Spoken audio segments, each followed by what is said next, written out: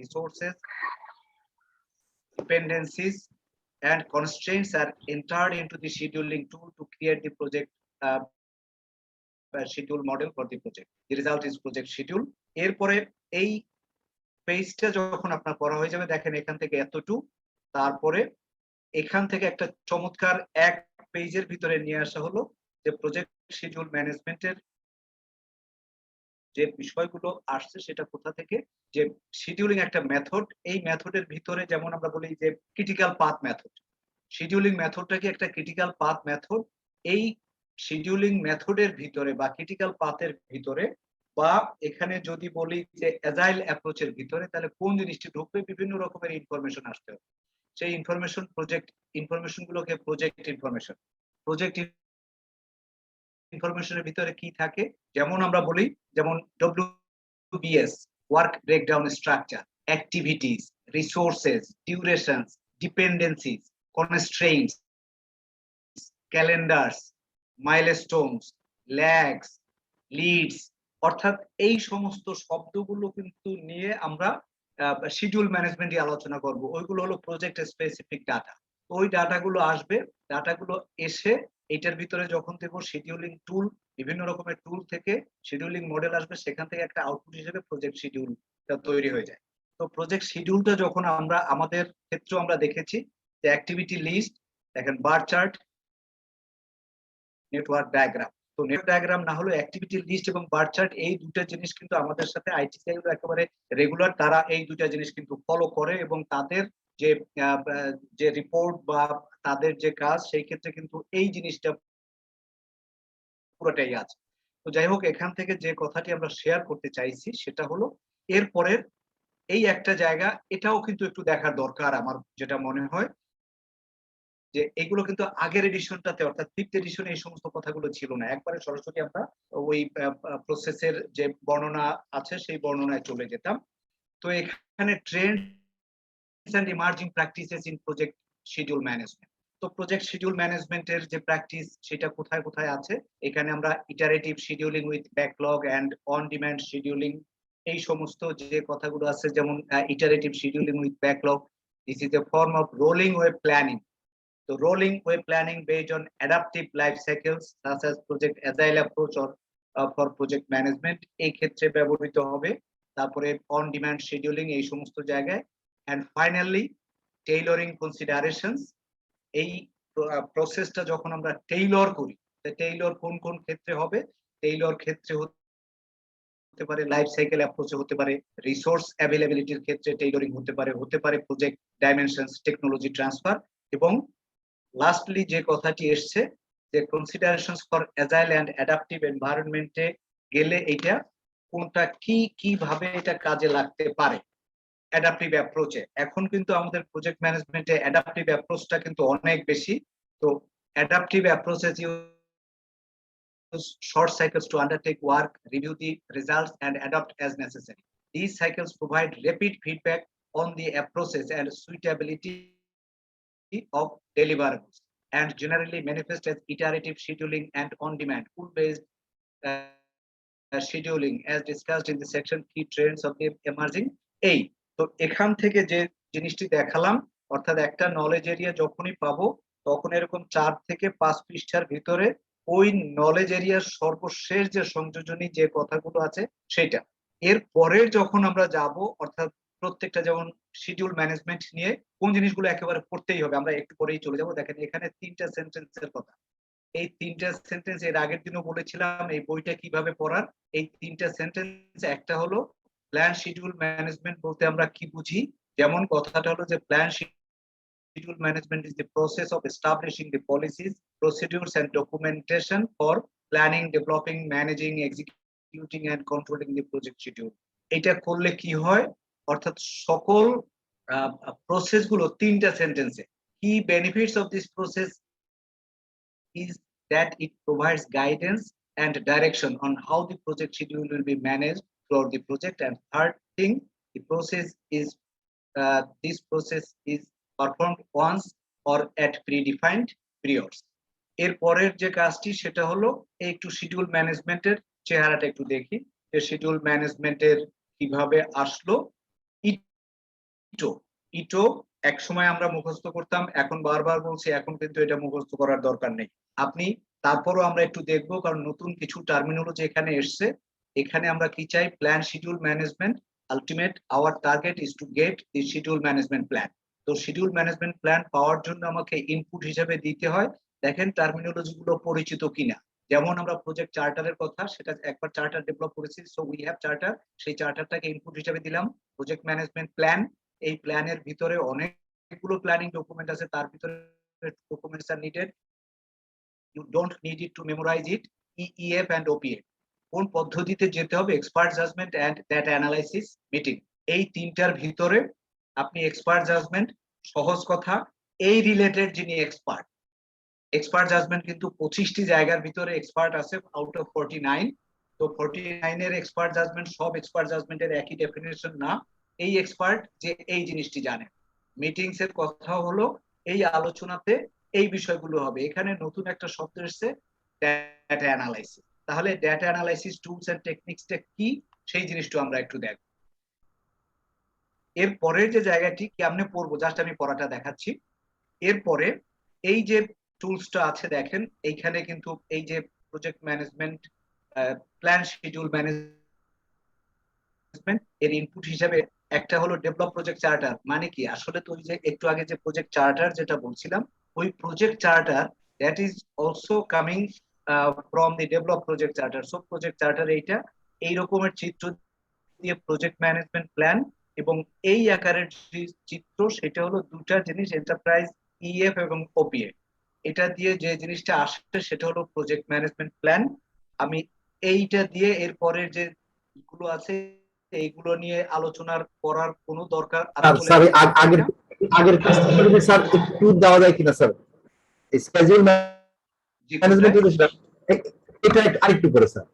হ্যাঁ, এই স্যার এই পয়েন্টে জি, এটা কি ইউজুয়ালি পারফর্ম করা হবে একবার মাত্র, ওয়ান্স, ইউজুয়ালি ওয়ান্স, অর হ্যাঁ, হ্যাঁ, প্রিডিফাইন্ড রাইট। পয়েন্ট? এইটা হলো আসলে প্রজেক্ট শিডিউল ম্যানেজমেন্ট ওয়ান্স আর at predefined points in the project.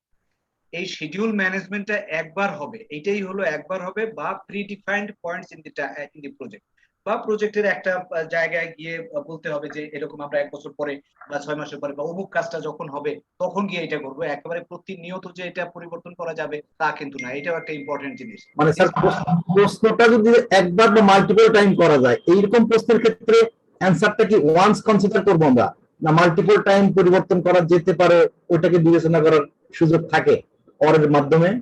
হ্যাঁ, সেটা প্রশ্নের উপরে আসলে নির্ভর করবে, কারণ আমার উত্তরটা হলো যে performed once or at predefined points, যখন তখন যে করা যাবে তা করা যাবে। একেবারে কথা ক্লিয়ার যে যখন তখনই আমার করার দরকার হলে বা আমি সাথে সাথে ফিল করলাম সাথে সাথে করলাম, তা করা যাবে না। এটা প্রিডিফাইন্ড পয়েন্টস ইন প্রজেক্ট, যখন একটা নির্ধারিত সময়ে বা এইটার গেলে বা এরকমের একটা অবস্থা থাকে। এরপরে দেখেন এইটা পরে আমরা কি করলাম, এই যে জিনিসগুলো আমি পড়ার জিনিসটা একটু বলে দিয়ে আমরা ওইদিকে চলে যাব। এরপরে এই সমস্ত জিনিস এগুলো এত বেশি পড়ার কোনো দরকার এখন আর প্রেক্ষাপটে এটার আর দরকার নেই। এই জায়গা থেকে আপনি কি করলেন, এইখানে যেমন একটা ডাটা অ্যানালাইসিস আছে, আগের গুলো ওগুলোর ডাটা অ্যানালাইসিসটা একবার একটু দেখে ফেলেন যে ডাটা অ্যানালাইসিস বলতে আসলে কি বোঝাচ্ছে। A data analysis technique that can be used for this process includes but is not limited to alternative analysis.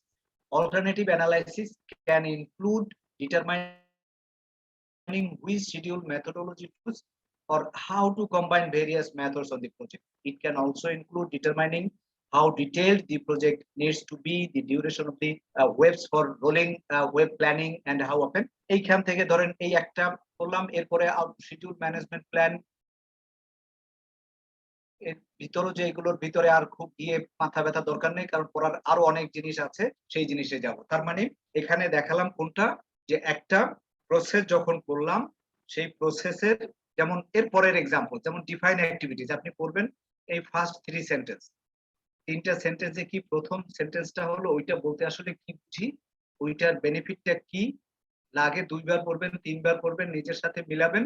3 নম্বরে this process is perform through out the project. দেখেন আগেরটা বলছে যে ওইটা একবার করবেন বা এট প্রিডিফাইন্ড, বাট এইটা যখন লাগবে তখনই করেন। শামীম, কথাটা কি ক্লিয়ার হলো যে এইখানে কিন্তু process is performed through out the project, প্রজেক্টের স্যার লাগবে তখন যে কোনো সময় করা যাবে অ্যাক্টিভিটিস স্যার গুলো ডিফাইন। এই জায়গাটাতে গিয়ে আমরা যে জায়গায় একটু গুরুত্ব দেব যে ইটো তো আছে, এই ইটুর ভিতরে দেখেন এখানে এক্সপার্ট জাজমেন্ট মিটিং এগুলো নিয়ে আর আলোচনা করার দরকার নেই, দুটা নতুন শব্দ এসছে। তো নতুন দুইটা শব্দটা একটু দেখার চেষ্টা করব, অর্থাৎ একটা হলো ডিকম্পোজিশন আর হলো রোলিং ওয়েভ প্ল্যানিং। এই দুটা ডেফিনিশনটা কি আছে? তো ডিকম্পোজ আমরা করি কি, বড় একটা কাজকে ছোট ছোট ছোট ছোট ক্লাস্টারে ভাগ করে ওইটাকে আমরা যদি ভাগ ভাগ করে ফেলি, that is decomposition.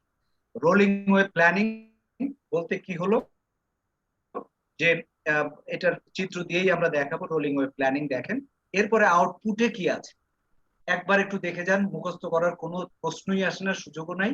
Activity list মানে এই ডিকম্পোজ যেহেতু আমরা করতে পারতেছি, সুতরাং ডিকম্পোজ করে বের হবে কি, বের হবে অ্যাক্টিভিটি লিস্ট। এই অ্যাক্টিভিটি অ্যাট্রিবিউটস আর এর অর্থাৎ এর আগে কি এর পরে কি, কিভাবে এটা হবে। মাইলস্টোন, মাইলস্টোনের ক্ষেত্রে একটা কথা বলি, আমরা আমাদের প্রজেক্টেও কিন্তু মাইলস্টোন শব্দটা আমরা ব্যবহার করি, একেবারে কথা ক্লিয়ার। নাজমুল সাহেবরা যে প্রোগ্রামটা ডিটেইল যেটা করেছে সেখানে কিন্তু মাইলস্টোন বলেছে, বাট মাইলস্টোন কিন্তু তারা প্রেজেন্ট করছে সঠিকভাবে নয়। এটা আমরা প্রথম মিটিং এও বলেছিলাম, এর পরেও আমরা একাধিকবার বলেছি যে milestone the way they have presented that is not standard. তো যাই হোক, মাইলস্টোনের একটা ইয়ে আছে, মাইলস্টোন নিজের আসলে টাইম কোনো there is no time span, মাইলস্টোনে কিন্তু ডিউরেশন 0। এইটা কিন্তু একেবারে পিএমবিওক এর শব্দ, প্রজেক্ট ম্যানেজমেন্টের শব্দ, স্ট্যান্ডার্ডের। তো মাইলস্টোন লিস্ট কোন কোন জায়গায় হবে সেরকমের একটা, যেমন মাইলস্টোন আপনি যে ঢাকা থেকে চিটাগাং এত গজ যাওয়ার পরে 1 মাইল হলো, ওইখানে একটা স্টোন বসালাম, ওইরকম একটা stone, but stone doesn't have any time duration, but ওই পর্যন্ত যাইতে কতটুকু সময় লাগবে সেটা that is different case. Change request এভাবে আমরা দেখে এই চিত্রটার দিকেও কিন্তু যাব, অর্থাৎ আমি পড়াটা দেখাচ্ছি যে ডিফাইন অ্যাক্টিভিটিস বলে এর ইনপুট হিসেবে আসবে প্রজেক্ট ম্যানেজমেন্ট প্ল্যান। এন্ড এইখানে প্রজেক্ট ম্যানেজমেন্ট প্ল্যানের কোনটা কোনটা, scope management plan, scope baseline. তো এইখানে আমাদের নতুন একটা শব্দ আমরা পেলাম যে বেজ লাইন। বেজ লাইন স্কোপের ভিতরে আমরা পেয়েছি 4 রকমের বেজ লাইন পেয়েছি, তার ভিতরে স্কোপ বেজ লাইনটা that will be treated as one of the inputs to define the activity. OPA and EF তো আছে, এইটা দিয়ে যেটা যায় প্রজেক্ট ডকুমেন্টে যায়। আর একটা প্রসেসে শুধু চেঞ্জ রিকোয়েস্ট যখন হয়, তো চেঞ্জ রিকোয়েস্ট হলো কি, এটা কিন্তু পারফর্ম ইন্টিগ্রেটেড চেঞ্জ কন্ট্রোল। আর একটা হলো প্রজেক্ট ম্যানেজমেন্ট প্ল্যান। দুইটা রকমের ডকুমেন্ট, একটা প্রজেক্ট ডকুমেন্ট, প্রজেক্ট ডকুমেন্টের ভিতরে অ্যাক্টিভিটি লিস্ট। এই কথাগুলো কোথা থেকে পেয়েছি নিশ্চয়ই মনে আছে, আজকেও একটা জায়গায় দেখিয়েছিলাম যে 18টা আর একটা হলো 32টা। ওই 32টার অংশ হলো এই যে কয়টা হলো 32টা থেকে, আর 18টা কোনটা, এই যে আমার প্রজেক্ট, এই যে 18টার অংশ হলো পারফর্ম ইন্টিগ্রেটেড চেঞ্জ রিকোয়েস্ট, এগুলো 18টার অংশ, বাট এখানে যে যাবে এগুলো কিন্তু সেই 32টার অংশ। তো এই জায়গা থেকে গিয়ে এরপরে আর ইনপুটস আউটপুটস এইগুলো নিয়ে এত মাথা ব্যথার কোনো দরকার নাই, করার এই জায়গা থেকে একবার একটু দেখবেন। যেমন ডিকম্পোজিশন শব্দটা বললাম, ডিকম্পোজিশন অর্থাৎ বড় একটা কাজকে ছোট ভাগ করতে করতে আমরা আসলাম ব্রেকডাউন পর্যন্ত, ডব্লিউবিএস পর্যন্ত। এর আগের ক্লাসেও আমরা এটা ক্লিয়ার করেছি। এই ডব্লিউবিএস এর পরে কিন্তু আসবে অ্যাক্টিভিটি লিস্ট। যে অ্যাক্টিভিটি লিস্ট ডব্লিউবিএস ডিকশনারি। আমরা ভাগ এর আগে যখন ডিকম্পোজ করেছিলাম যে স্কোপ ম্যানেজমেন্টে, তখন আমরা ডব্লিউবিএস করেছিলাম। তো ডব্লিউবিএস এক স্টাইল, ওই ডব্লিউবিএস এর পর থেকে আবার এই যে অ্যাক্টিভিটি লিস্ট, ডব্লিউবিএস আর WBS dictionary can be developed either sequentially or concurrently with the WBS and WBS dictionary used on the basis of the development। আর একটা হলো রোলিং ওয়েব প্ল্যানিং। তো এই চ্যাপ্টারের ভিতরে রোলিং ওয়েব প্ল্যানিংটা যেভাবে যাবে, rolling web planning is an iterative planning technique in which the work to be accomplished in the near term। অর্থাৎ আমাদের প্রজেক্টে হলো, যেমন এখন আমরা 2021 সালে আছি, 22, 23, 24 পর্যন্ত চলবে ধরলাম। 21 সালের কাজটা ডিটেইল আউট করতে হবে প্রত্যেকটা জায়গাতে, এবং আগামী বছরটা মোটামুটি একটা ইন্ডিকেশন দেবো, তারপরেরটা আরেক মানে ব্রডার হেডে থাকে।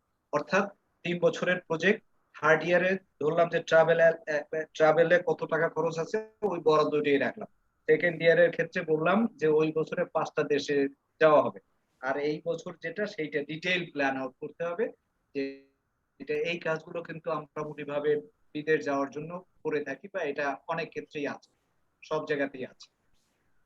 তো এইভাবে কিন্তু আমার সিকোয়েন্সিং সেন্টেন্স অ্যাক্টিভিটিজ এর ক্ষেত্রেও এই যে দেখেন, তার মানে সবগুলো কিন্তু একভাবে আমরা দেখালাম। এর চেয়ে বেশি আর যে খুব বেশি পড়ার জিনিস আছে তা নয়। এখন আমরা একটু যেতে চাই আমাদের পাওয়ার পয়েন্ট থেকে আস্তে আস্তে আস্তে আস্তে প্রত্যেকটা জিনিসই একটু ডিসকাস করব সেই জায়গা থেকে আপনাদের। ঠিক আছে, তাহলে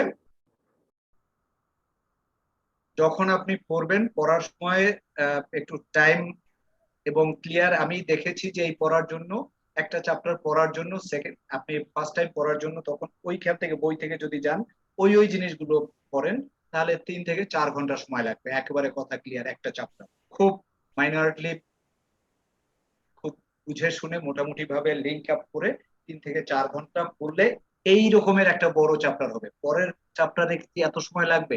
না, তখন কিন্তু আরো কম সময় লাগবে। ওকে, সব প্রিয় সহকর্মীবৃন্দ, আমরা যে জায়গাতে যেতে চাচ্ছি সেটা হলো প্রজেক্ট শিডিউল ম্যানেজমেন্ট। আগে এটা আমরা টাইম ম্যানেজমেন্ট বলতাম, শিডিউল ম্যানেজমেন্ট এখানে includes the process required to manage the timely completion of the project। কথা ক্লিয়ার যে শিডিউল ম্যানেজমেন্টে করতে চাই কেন, কারণ এমন কিছু কিছু প্রসেস আছে যেটা দিয়ে টাইমলি করব। এইটা কি করে? ইট provides a detail plan representing how and when product service will be delivered। প্রজেক্টের কোনটা কখন ডেলিভার করতে হবে, প্রোডাক্ট বলি সার্ভিস বলি, তাকে ডেলিভার করতে হয়, and serves as a tool for communication, managing stakeholders expectations, basis for performance reporting। এই যে কি কনসেপ্ট গুলো, ওই যে আমরা ফার্স্ট চ্যাপ্টারে বলার পর ওই জায়গা থেকে কিন্তু ওইখানে যে 2-3টা প্যারাগ্রাফ আছে সেটাকে শর্ট করে এখানে শিডিউল ম্যানেজমেন্টের ক্ষেত্রে 6টা প্রসেস। টোটাল কয়টা প্রসেস? 49। 49 এর ভিতরে আমরা প্রজেক্ট ইন্টিগ্রেশন ম্যানেজমেন্টের 7টি প্রসেস পেয়েছিলাম, প্রজেক্ট স্কোপ ম্যানেজমেন্টের 6টা, 7 আর 6 13। শিডিউল ম্যানেজমেন্টে গিয়ে আলোচনা করব, সেখানেও 6টা, 13 আর 6 19। তার মানে দেখেন 47টার ভিতরে 19টা অলরেডি শিডিউল ম্যানেজমেন্ট পর্যন্ত কিন্তু 19টা হয়ে যায়। এই যে 6টা প্রসেস, এই 6টা প্রসেসের ফার্স্ট 5টা অর্থাৎ plan schedule management, define activities, sequence activities, estimate activity duration, develop schedule, এই 5টাই হলো প্ল্যানিং গ্রুপে। প্রসেস গ্রুপের কথা তো মনে আছে, initiation, planning, execution, monitoring and controlling and closing. তার মানে এই 6টার ভিতরে প্রথম 5টাই হলো প্ল্যানিং এর ভিতরে, last one that is control schedule, এইটা হলো শুধুমাত্র মনিটরিং এন্ড কন্ট্রোলিং এর। বাস, এটা এইটু আমরা ক্লিয়ার করার পরে ওই জিনিসটু একটু দেখার চেষ্টা করলাম। এটা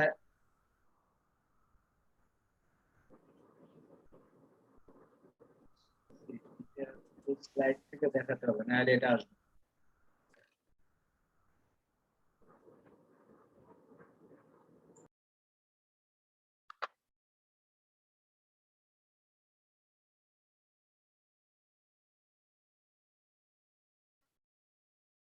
ওকে, সো এটা যে প্ল্যানিং, যখন আমরা বলি যে প্রজেক্ট ম্যানেজমেন্ট টিম, শুরুতেই কথা হলো সে আসলে সিদ্ধান্ত নিবে বা খুঁজে বের করবে যে কোন পদ্ধতিতে কোন কাজটি করা দরকার। একটা বলেছিলাম যে সিপিএম, ক্রিটিক্যাল পাথ মেথড বা অ্যাজাইল অ্যাপ্রোচ। ওই যে চিত্রটায় দেখালাম যে শিডিউলিং মেথডোলজিটা কি হবে, that will be decided by the project management team. সে সিপিএম এ করতে পারে, সে অ্যাজাইল অ্যাপ্রোচে করতে পারে। এরপরে কি করবে, সে ওইটার ভিতরে তথ্য উপাত্ত যেগুলো আছে, যেমন প্রজেক্ট যেমন ডব্লিউবিএস, অ্যাক্টিভিটিস, রিসোর্স, তারপরে এই সমস্ত ডাটাগুলো দিয়ে সে শিডিউলিং টুল, শিডিউলিং মেথড, ওখান থেকে প্রজেক্ট শিডিউলটা তৈরি হবে। সেই প্রজেক্ট শিডিউল গুলো কিভাবে, একটা হতে পারে অ্যাক্টিভিটি লিস্ট, হতে পারে বার চার্ট, হতে পারে নেটওয়ার্ক ডায়াগ্রাম, হতে পারে, সেই জিনিসটাই কিন্তু কনসেপ্টের ভিতরে চলে আসছে। অর্থাৎ প্রজেক্ট ম্যানেজমেন্ট টিম সিলেক্টস শিডিউলের অ্যাপ্রোচটা কোনটার জন্য কোনটা প্রযোজ্য হবে, তারপরে অ্যাক্টিভিটিস গুলো আইডেন্টিফাই করবে, ডেটসটা কোন অ্যাক্টিভিটিস কবে শুরু হবে, কবে শেষ হবে, কোন কাজটার জন্য কতদিন সময় লাগবে, কতজন রিসোর্স লাগবে বা রিসোর্সের কি টাকা পয়সা লাগবে, এগুলো সব যখন আমরা এক্সেলে গিয়ে কাজগুলো কিন্তু করি সেক্ষেত্রে করা সম্ভব। এটা ডিপেন্ডেন্সিটাও কিন্তু বলতে হয় যে কোনটা কার সাথে ডিপেন্ডেন্সি। আমরা সফটওয়্যারে না করলেও এটা এক্সেলেও কিন্তু এই জিনিসটি করা সম্ভব। এটা দিয়ে একটা শিডিউল করা হয়, ওইটাকেই আসলে প্রজেক্ট শিডিউল বলে। এই জিনিসটাকে আবার দেখানো, nothing more than that. Scheduling methodology, CPM, project information, যত ইনফরমেশন আছে, ইনফরমেশন বলতে কি বুঝি, WBS, activities, milestone, characteristics, dependencies, এই সমস্ত শব্দগুলো দিয়ে টুলস ব্যবহার করে শিডিউল মেথড, প্রজেক্ট শিডিউল, এরকমের শিডিউল টিডিউল এগুলো হতে পারে। আবার শিডিউল গুলোকে এভাবে দেখেন, একটা নেটওয়ার্ক ডায়াগ্রাম। কথা হলো যে একটা নেটওয়ার্ক ডায়াগ্রাম কেমন করে, নেটওয়ার্ক ডায়াগ্রামের একটা শুরু আছে, শেষ আছে। সে কোন পথটা দিয়ে যাবে, এরকমের একটা পথ দিয়ে গিয়ে বা এরকমের হতে পারে। এইটা আপাতত একটা নেটওয়ার্ক ডায়াগ্রাম দেখালাম। নেটওয়ার্ক ডায়াগ্রামটা কিভাবে করতে হয়, অ্যাক্টিভিটিস গুলো দেয়া থাকলে কিভাবে, সেটা আমাদের এই নলেজ এর ভিতরেই আমরা আলোচনা করব। অ্যাক্টিভিটি লিস্ট যখন, এটার ব্যবহার তো আমাদেরও আছে। আইডি, প্রত্যেকটা অ্যাক্টিভিটি একটা নাম্বার, অ্যাক্টিভিটি নেম এবং কোন অ্যাক্টিভিটি কি হবে এটা বার চার্ট ইত্যাদি ইত্যাদি থাকে। অর্থাৎ এটা কিন্তু আগেরটা থেকে আলাদা না, একটা এক এক ভাবে প্রেজেন্টেশন। এই যে যেগুলো সেটারই এরকমেরও আলাদা একটা হতে পারে।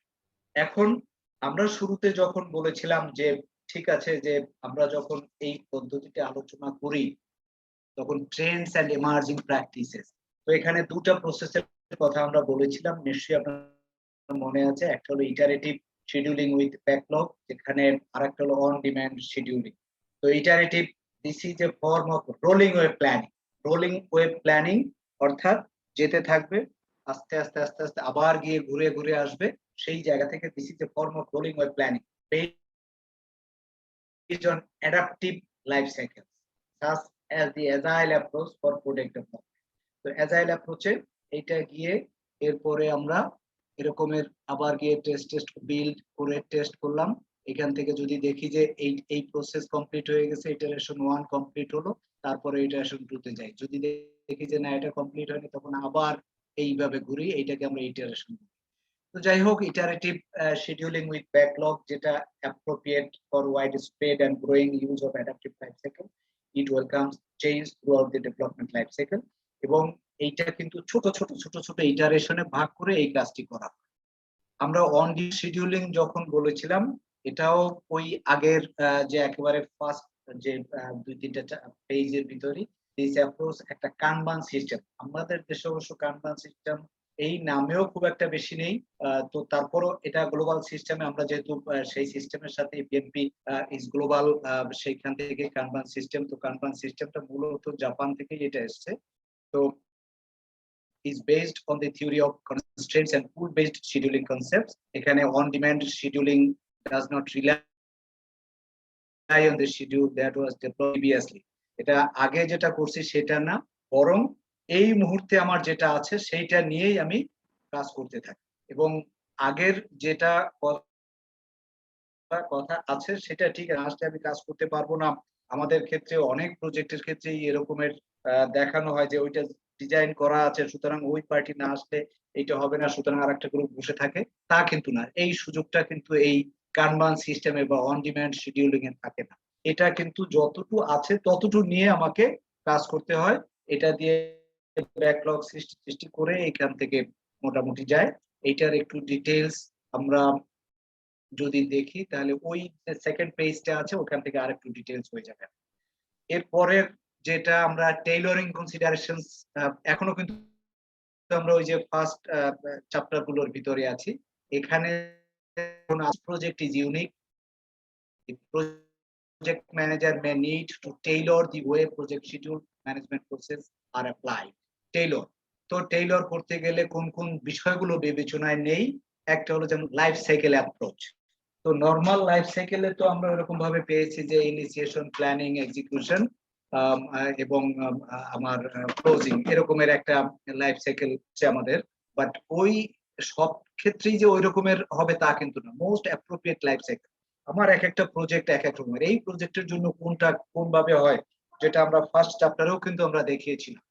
So what is the most appropriate life cycle approach that will allow for the more detailed schedule? About resource availability. What are the factors influencing duration, such as the correlation between available resources and their productivity? Project dimensions.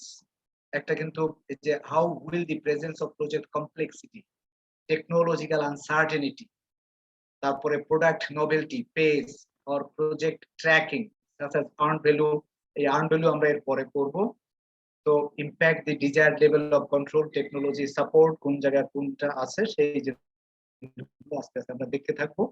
Considerations for agile approach এর ক্ষেত্রে যখন যাই, adaptive approach use short cycles. এই যে আমরা নাজমুলদের দেখি যে okay, adaptive approaches use short cycles to undertake work, review the result and adapt as necessary. Normally আমরা যে ট্রেডিশনাল অ্যাপ্রোচে কাজ করি সেখানে কিন্তু প্রজেক্টটা শর্ট সাইকেল ধরে না, এটা অনেক লম্বা সাইকেল, ওই যে চারটাকে ধরে। বাট অ্যাডাপটিভ লাইফ সাইকেলটা কিন্তু ছোট ছোট ইটারেশনে ভাগ করে, ছোট ছোট অ্যাপ্রোচে দিয়ে। অর্থাৎ adaptive approaches use short cycles to undertake work, review the results and adapt as necessary. In large organizations, there may be a mixture of some small projects and large initiatives requiring long-term roadmaps to manage the development of these programs using scaling factors. So, এখন project ম্যানেজমেন্টের যে সমস্ত approach গুলো আছে, তো predictive approach আমরা বেশিরভাগ প্রজেক্টই predictive অ্যাপ্রোচে করে থাকি। বাট ফরচুনেটলি আমাদের প্রজেক্টের ক্ষেত্রে প্রেডিক্টিভ অ্যাপ্রোচও যেমন আছে, অ্যাডাপটিভ অ্যাপ্রোচ নিয়েও আমরা কাজ করি, বা হাইব্রিড নিয়েও কিছু অংশ অ্যাডাপটিভ, কিছু অংশ প্রেডিক্টিভ, এটা নিয়েও আমরা কাজ করি। The role of the project manager does not change based on managing projects using a predictive development cycle or managing projects in adaptive environments. So considerations for agile and adaptive still আমরা কিন্তু ওই জায়গাতে, তার মানে প্রত্যেকটা chapter যখন পড়ব, চ্যাপ্টারের ফার্স্ট 5 পেজেস এইটা দিয়ে মোটামুটি ভাবে আমাদের একটা আলোচনা হলো যে প্রজেক্ট শিডিউল ম্যানেজমেন্টে কোন সমস্ত জিনিসগুলো এবং ফার্দার যে ডেভেলপমেন্ট গুলো এখানে অ্যাজাইল সাইকেল যে জিনিসগুলো আসছে সেইগুলো আলোচনা হলো। এরপরে এখন আমাদের আলোচনাটা যাবে কোথায়? এই যে আমরা একটু আগে যে 10টি প্রসেসকে 5টা প্রসেস, আমরা শিডিউল ম্যানেজমেন্টের ভিতরে 5টা প্রসেসের কথা বলেছিলাম। প্ল্যান শিডিউল ম্যানেজমেন্ট, তার ভিতরে 1 নম্বরে আছে প্ল্যান শিডিউল ম্যানেজমেন্ট। তো প্ল্যান শিডিউল ম্যানেজমেন্ট নিশ্চয়ই আপনার মনে আছে যে প্ল্যান শিডিউল ম্যানেজমেন্ট, প্ল্যানের পরে আমরা কোনটায় যাব? প্ল্যানের পরে এরপরে হলো ডিফাইন অ্যাক্টিভিটি, সিকোয়েন্স অ্যাক্টিভিটি, এভাবে আমরা যাব। তো প্ল্যান শিডিউল ম্যানেজমেন্ট বলতে আসলে আমরা কি বুঝি?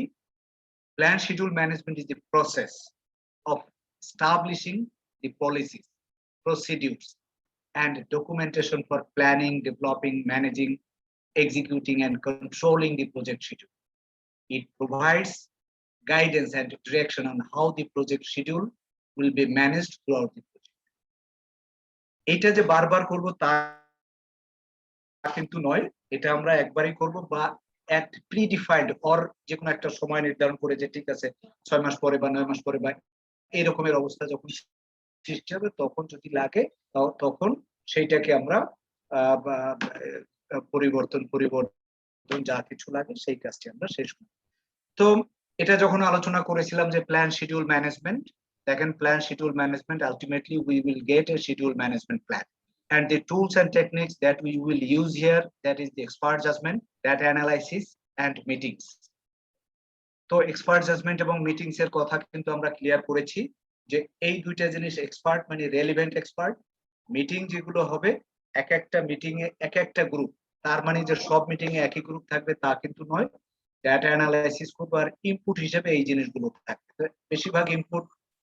এখানে একটা জিনিস হলো প্ল্যানিং প্রসেসে যতগুলো 24টা, যে আমরা যে 24টা প্রসেসের কথা বলবো প্ল্যানিং, এইগুলো কিন্তু নট দ্যাট যে এইটা হয়ে যাওয়ার পরে ওইটা হবে তারপরে এইটা হবে, সেভাবে কিন্তু নয়। একটা হলো যে কতগুলো কাজ সাইমালটেনিয়াসলি হবে, বাট যে আমরা যে ইনিশিয়েশন প্রজেক্ট ইনিশিয়েশন গ্রুপে যে আমরা বলেছিলাম ওই যে plan, that is the master plan, ওইটা হবে সবার শেষ। অন্যগুলো কিন্তু সাইমালটেনিয়াসলি সবগুলোই কাজ করতে থাকবে। তো এখান থেকে আমরা expert judgement, data analysis and meetings, এই পদ্ধতিগুলো এখান থেকে যদি আমরা একটু চিত্রটা দেখতে চাই যে প্ল্যান শিডিউল ম্যানেজমেন্ট, এই প্ল্যান শিডিউল ম্যানেজমেন্টের ইনপুট হিসেবে কি কি এসছে? প্রজেক্ট চার্টার একটা ইনপুট। চার্টারের কথা আমাদের মনে আছে, আমরা দেখিয়েছিলাম চার্টারের হাই লেভেল রিকোয়ারমেন্ট যখন তখন পরিবর্তন করা যাবে না, যেটাকে আমরা ডিপিপির সাথে তুলনা করেছিলাম। এরপরে কি আছে যে scope management plan and development approach, এই দুটা আমরা যেভাবে উল্লেখ করেছি ওখানে scope management plan and development approach, this two document belongs to project management plan, দেখেন বারবার। আর একটা হলো ইএফ এন্ড ওপিএ, এই ইনপুটস দিলে প্রজেক্ট ম্যানেজমেন্ট শিডিউল দেওয়ার পরে এটা আসবে। এখন কথা হলো যে এখানে এই যে প্ল্যান শিডিউল ম্যানেজমেন্টের আবার টুলস এন্ড টেকনোলজি গুলো কি? এই টুলস এন্ড টেকনোলজির ভিতরে একটা তো আমরা এক্সপার্ট জাজমেন্ট, আর একটা বলেছিলাম যে মিটিংস। এর বাইরের যে জিনিসটা আছে যে data analysis, which schedule methodology to use. এখানে শিডিউল যে আমরা ডাটা অ্যানালাইসিসে কোন মেথোডোলজিটা ব্যবহার করি, how to combine various methods, how detailed the schedule needs to be, the duration of waves for rolling wave planning, এই যে রোলিং ওয়েভ প্ল্যানিং, এইটার ডিউরেশনটা কেমন করে বের করব, ওইটার আমরা কিভাবে রিভিউ করব, এই সমস্ত জিনিসগুলো ডাটা অ্যানালাইসিসে থাকে। আর মিটিংস এর কি মিটিংস গুলো সাধারণত প্ল্যানিং মিটিংস হবে। এখানে কারা থাকবে? প্রজেক্ট ম্যানেজার থাকবে, স্পন্সর থাকবে, প্রজেক্ট টিম মেম্বার, স্পন্সর বা তার প্রতিনিধি, project team member, selected stakeholders, anyone with responsibility for schedule planning execution and others, এই গ্রুপের যারা আছে তারা দিয়ে আমরা প্ল্যানিং শিডিউলটা, তার মানে টুলস এন্ড টেকনিক্স এন্ড মিটিংটা আমরা দেখলাম। এরপরে অর্থাৎ এটা হলো প্ল্যান শিডিউল ম্যানেজমেন্ট নিয়ে, যে খুব বেশি কিন্তু আমাদের আলোচনার ভিতরে নাই, যতটুকুই যে এতটুকুই না। এরপরে দেখেন, কারণ এই চ্যাপ্টারে একটা জায়গা আছে একটু বেশি জায়গায় এবং বেশ কিছু টুলস এন্ড টেকনিক্স আছে, সেই জায়গাটাতে আমরা যাব। সেইটা যাওয়ার পরে আলোচনাটা ডিফাইন অ্যাক্টিভিটি যখন করতে চাই। So define activities is the process of identifying and documenting the specific actions. Like identifying and documenting the specific actions to be performed to produce the project deliverable. প্রজেক্টের যে ডেলিভারেবল যা কিছু হবে, সেই ডেলিভারেবলটা তৈরি করার জন্য কি কি কাজ করতে হবে, সেই কাজগুলো আইডেন্টিফাই করা, that is very important part of the project management. আমরা এই জায়গাতে অনেক ক্ষেত্রে আমরা ভুল করি, অনেক ক্ষেত্রে আমরা সঠিকভাবে আইডেন্টিফাই করতে পারি না, অনেক ক্ষেত্রে আইডেন্টিফাই হলেও that is not been documented appropriately. So এই কাজটি, এই ক্ষেত্রে it decomposes work package into schedule activities. The work package টাকে schedule activities that provide a basis for, ওইখান থেকে যদি অ্যাক্টিভিটিসটা পাই, তাই অ্যাক্টিভিটিস পাইলে সেইটার এস্টিমেট করতে পারবো, সেইটার শিডিউল করতে পারবো, সেইটা কবে এক্সিকিউট করব, সেইটা কিভাবে মনিটরিং করব, কিভাবে কন্ট্রোলিং করব, সেই কাজগুলো কিন্তু আমরা পেতে পারি। ঠিক আছে, তাহলে এখানে যে তিনটা সেন্টেন্স, ফার্স্ট সেন্টেন্স হলো যে ডিফাইন অ্যাক্টিভিটিস মানে হলো এই এক নম্বর যে identify and documenting the specific actions to be perform to produce the project deliverables, এইটা হলো সেই ডিফাইন অ্যাক্টিভিটিস এর অংশ। The define activities is the process of identifying and documenting the specific actions to be performed to produce the project deliverables. এই সময় কি কাজ করি? It decomposes, অর্থাৎ এই যে সেকেন্ড সেন্টেন্সটা, যে এই প্রসেসে করলে বা হোয়াট ইজ দি কি বেনিফিট, কি বেনিফিট হলো যে এই প্রসেসের মাধ্যমে আমরা ওয়ার্ক প্যাকেজটাকে অ্যাক্টিভিটিসে ভাগ করি, ওই অ্যাক্টিভিটিসের উপরে ভিত্তি করে আমরা এস্টিমেট করি, শিডিউলিং করি, এক্সিকিউট করি, মনিটরিং এন্ড কন্ট্রোলিং করি, কন্ট্রোলিং দি প্রজেক্ট ওয়ার্ক, সেই কাজগুলো কিন্তু আমরা এখান থেকে করি। তাহলে define activities, that is very important process, belongs to project schedule management. তো এরপরে আমরা যখন ডিফাইন অ্যাক্টিভিটিস, তাহলে এখন একটু দেখি যে ডিফাইন অ্যাক্টিভিটিস তো করব, এই ডিফাইন অ্যাক্টিভিটিস এর জন্য ইটোটা কি? ইটো মানে কি? Inputs, tools and techniques and output, that is very much focused on output. কি চাই আমার? আলটিমেট আসবে কি? আসবে একটা অ্যাক্টিভিটি লিস্ট, যে এই কাজগুলো আসবে। কোন কোন কাজগুলো করবে, তাহলে সেটা কোন স্টেজে আমরা ডিফাইন অ্যাক্টিভিটিস স্টেজে কিন্তু activity list, activity attributes list বললে হবে না, তার আগে কোনটা থাকবে, তার পরে কোনটা থাকবে, ওইটার কি কোয়ালিটি, এইটার কি কোয়ালিটি, সেই সমস্ত জিনিসগুলো নিয়ে যেটা হবে that is activity attributes. Milestone list, important happening, যে কোন জিনিসটা গেলে আমি বুঝবো যে ঠিক আছে আমার ফার্স্ট পেজ হলো বা ফার্স্ট ইয়ারের কাজটি কমপ্লিট হলো, দ্যাট ইজ মাইলস্টোন লিস্ট। যে কোন কোন জায়গাতে ব্রডার সেন্সে আমরা মাইলস্টোনটাকে বলেছি, ওই মাইলের জায়গায় যে স্টোনটা দিয়ে দিলাম, মানে অনেক দৌড়ালাম, কত দৌড়ালাম তা তো জানি না একটা জায়গায় গিয়ে, তো ওই মাইলস্টোন লিস্ট। চেঞ্জ রিকোয়েস্ট, এই কাজ করতে গিয়ে যদি change request, that is the output. এই আউটপুট আসবে থেকে, এই টুলস এন্ড টেকনিক্স গুলো ব্যবহার, এই টুলস এন্ড টেকনিক্স যেটা হলো এক্সপার্ট জাজমেন্ট এন্ড মিটিংস, এই কথা কিন্তু আমরা বলেছি যে প্ল্যানিং প্রসেস গ্রুপে মোটামুটি সবগুলোর ভিতরে এক্সপার্ট জাজমেন্ট এন্ড মিটিংস আছে, সুতরাং এইগুলো আর আমরা বেশি আলোচনা করব না। আমাদের এখানে decomposition and rolling wave planning, this two very vital tools and techniques, এটা আমাদের জানতে হবে। পরীক্ষার জন্য দরকার নেই, পরীক্ষা সে হোক বা না হোক, আমরা এই কাজগুলো কিন্তু করি। ডিকম্পোজটা তো একেবারে পুরাই করতে হয়, এবং রোলিং ওয়েভ প্ল্যানিং এটা একটা নতুন একটা কনসেপ্ট, সেই জিনিসটা আমরা দেখবো। আর এর ইনপুট হিসেবে project management plan, EF and OPA, দেখেন ওই একই কথা, project management plan and planning document তো অনেক, প্রজেক্ট ম্যানেজমেন্ট প্ল্যানের কতগুলো ডকুমেন্ট, 18টা ডকুমেন্ট মনে আছে নিশ্চয়ই, প্রজেক্ট ম্যানেজমেন্ট প্ল্যানের 18টা ডকুমেন্ট। এখন অ্যাক্টিভিটিস ডিফাইন করতে 18টা ডকুমেন্ট সব যে লাগবে তা লাগবে না, লাগবে হলো কোনটা, scope baseline and schedule management plan. এই দুটো ডকুমেন্ট যদি ইনপুট হিসেবে থাকে, ইএফ এবং ওপিএ, বারবার বলি ইএফ এবং ওপিএ, মানে হলো ইএফ যেটার উপরে প্রজেক্ট ম্যানেজারের কন্ট্রোল নাই, অর্থাৎ এইটার সাথে অ্যাডজাস্ট করে তাকে চলতে হয়। অন দি আদার হ্যান্ড ওপিএ যেটার উপরে তার কিন্তু কর্তৃত্ব আছে, কন্ট্রোল আছে, সে ওইটাকে নিজের মতো করে কাজ করবে। এই জিনিসগুলো বিবেচনা করেই আসতে হবে। তো আমরা একটু দেখবো যে decomposition and rolling wave planning জায়গাটাতে কিভাবে যায়। তো এই জিনিসটা বলে এখন আমরা আবার ওই যে একটু আগে যে জিনিসটা, প্রত্যেকটা প্রসেস এরিয়া যখন আমরা আলোচনা করেছি, আমরা চেষ্টা করেছি যে ডিফাইন অ্যাক্টিভিটিসটাকে আবার একটু এইভাবে যদি দেখাই। দেখেন ডিফাইন অ্যাক্টিভিটিস এর ইনপুট হিসাবে, অর্থাৎ এই যে দুইটা scope management plan and scope baseline, এটা আগের বর্ণনায় ছিল, সেই একই জিনিস আবার একটু গ্রাফিক্যাল মানে ডায়াগ্রামে দেখালাম, যে প্রজেক্ট ম্যানেজমেন্ট প্ল্যান থেকে এইটা আসছে, ইএফ ওপিএ, এই অ্যাক্টিভিটিস থেকে যে জিনিসটি যাবে, অ্যাক্টিভিটিস থেকে যেটা পাওয়া যায় সেটা হলো কোনটা, যে ডিফাইন অ্যাক্টিভিটিস প্রসেস থেকে activity list, activity attributes, milestone list, these three belong to project documents. Change request, এই চেঞ্জ রিকোয়েস্টটা হলো integrated change control, perform integrated change control. নিশ্চয়ই আপনার মনে আছে আমরা যখন প্রজেক্ট ইন্টিগ্রেশন ম্যানেজমেন্টে বলেছিলাম, ইন্টিগ্রেশন ম্যানেজমেন্ট চ্যাপ্টার কততে ছিল আমাদের, ইন্টিগ্রেশন ম্যানেজমেন্ট, এই যে পারফর্ম ইন্টিগ্রেটেড চেঞ্জ কন্ট্রোল, এটা কিন্তু চ্যাপ্টার 4 এ ছিল। অর্থাৎ এই যে চেঞ্জ রিকোয়েস্ট, এই চেঞ্জ রিকোয়েস্ট যখন করব, that is part of integrated change control, and here এই জিনিসগুলো আসবে। নতুন দুইটা কনসেপ্ট আমরা নিয়ে এসেছি, যে কথাগুলো একটু আগে বলেছিলাম, যে একটা হলো ডিকম্পোজিশন আর একটা হলো রোলিং ওয়েভ প্ল্যানিং। ডিকম্পোজ করা মানে হলো বড় একটা কাজকে ছোট ছোট ছোট ছোট অংশে ভাগ করা। এই ছোট ছোট যখন অংশে ভাগ করি সেটা কি, যেমন যে জিনিসটাকে করি সেটা হলো WBS, অর্থাৎ work breakdown structure, technique used for dividing and subdividing the project scope and deliverables into smaller, more manageable parts.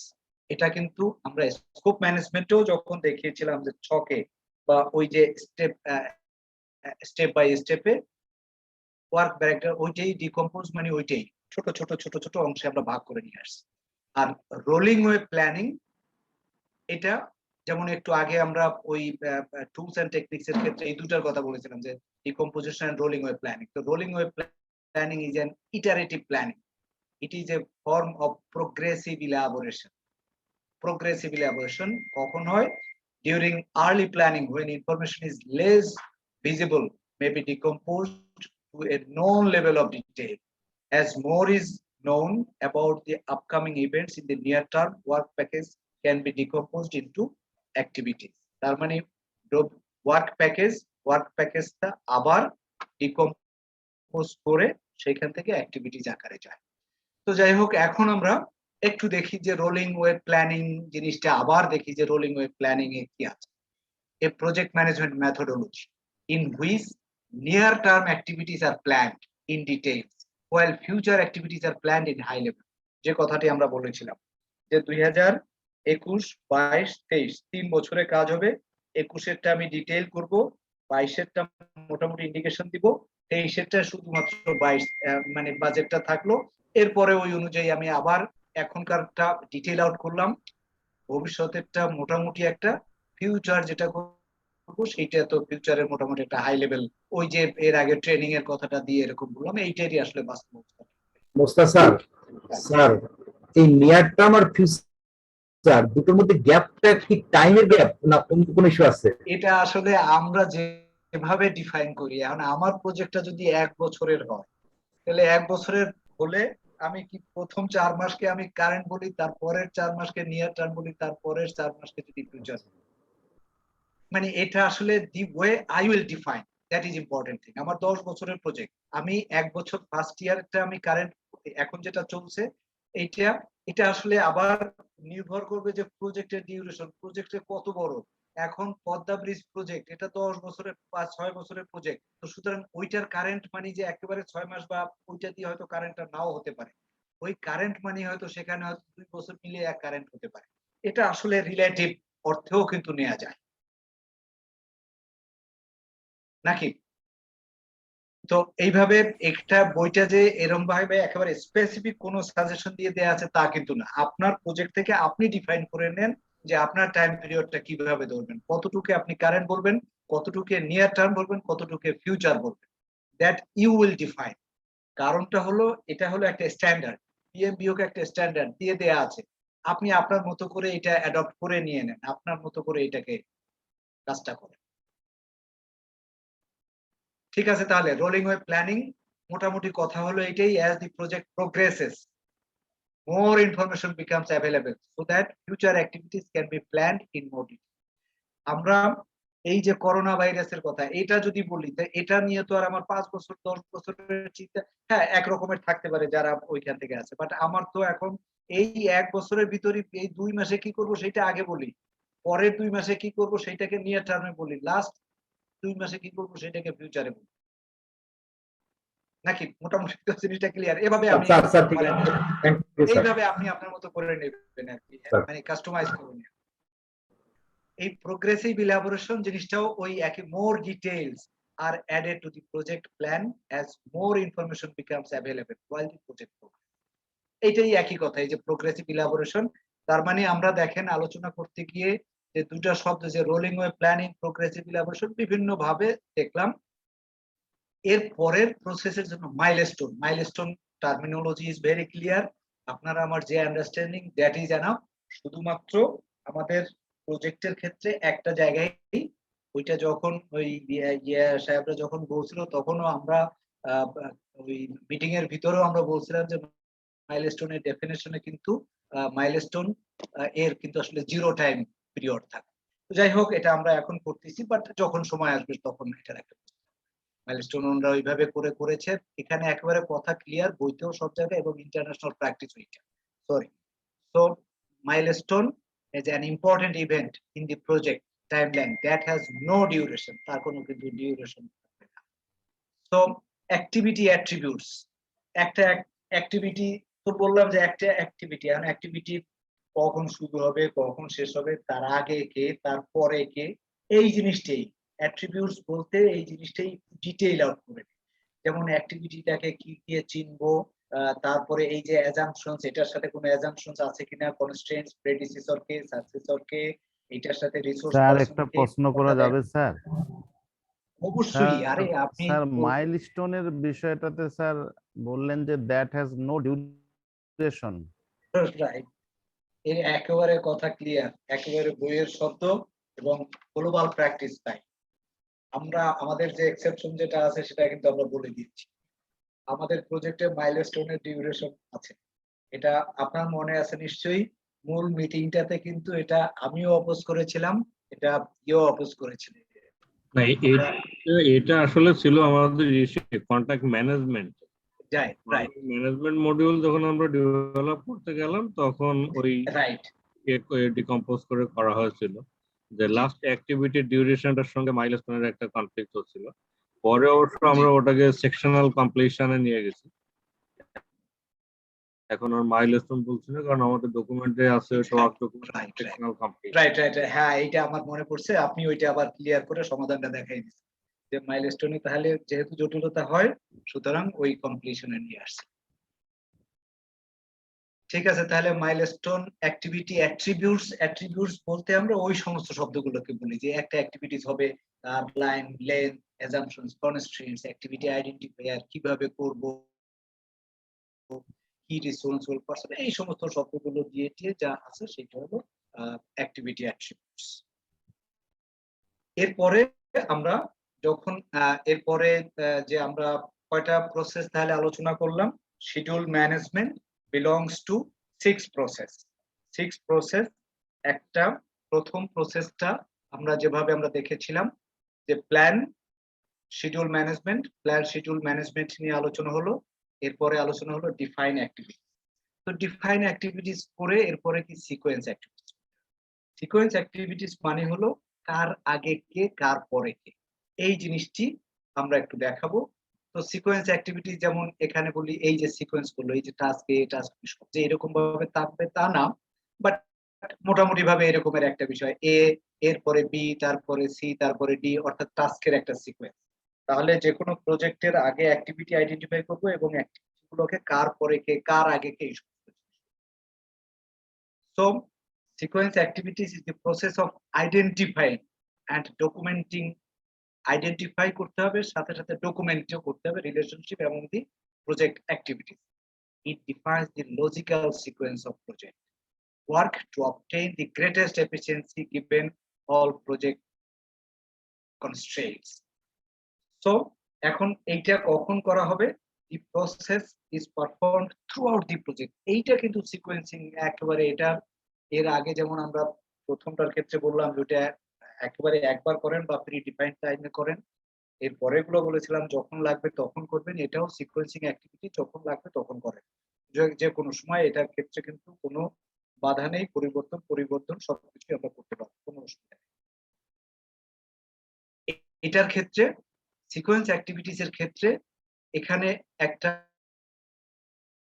নতুন শব্দ দেখেন যে 4টি শব্দই মোটামুটি টুলস এন্ড টেকনিক্স এর ক্ষেত্রে প্রিসিডেন্স ডায়াগ্রামিং মেথড, পিডিএম, আমরা dependency determination, leads and lags, PMIS এর যে ডেফিনিশন সেটাই প্রজেক্ট ম্যানেজমেন্ট ইনফরমেশন সিস্টেম।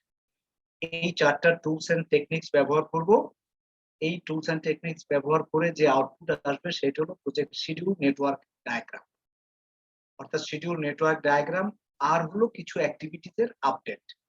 এই অ্যাক্টিভিটি আপডেট, একটা অ্যাক্টিভিটি অ্যাট্রিবিউটস, অ্যাক্টিভিটি লিস্ট, এই জিনিসগুলো আপডেট করতে হবে, কারণ এই সিকোয়েন্সিং করতে গিয়ে বেশ কিছু পরিবর্তন সংশোধন এগুলো লাগবে, সেটা আপডেট করব। এগুলো মুখস্থ করার দরকার নেই, এখন দেখলে যতটুকু হলো ততটুকুই।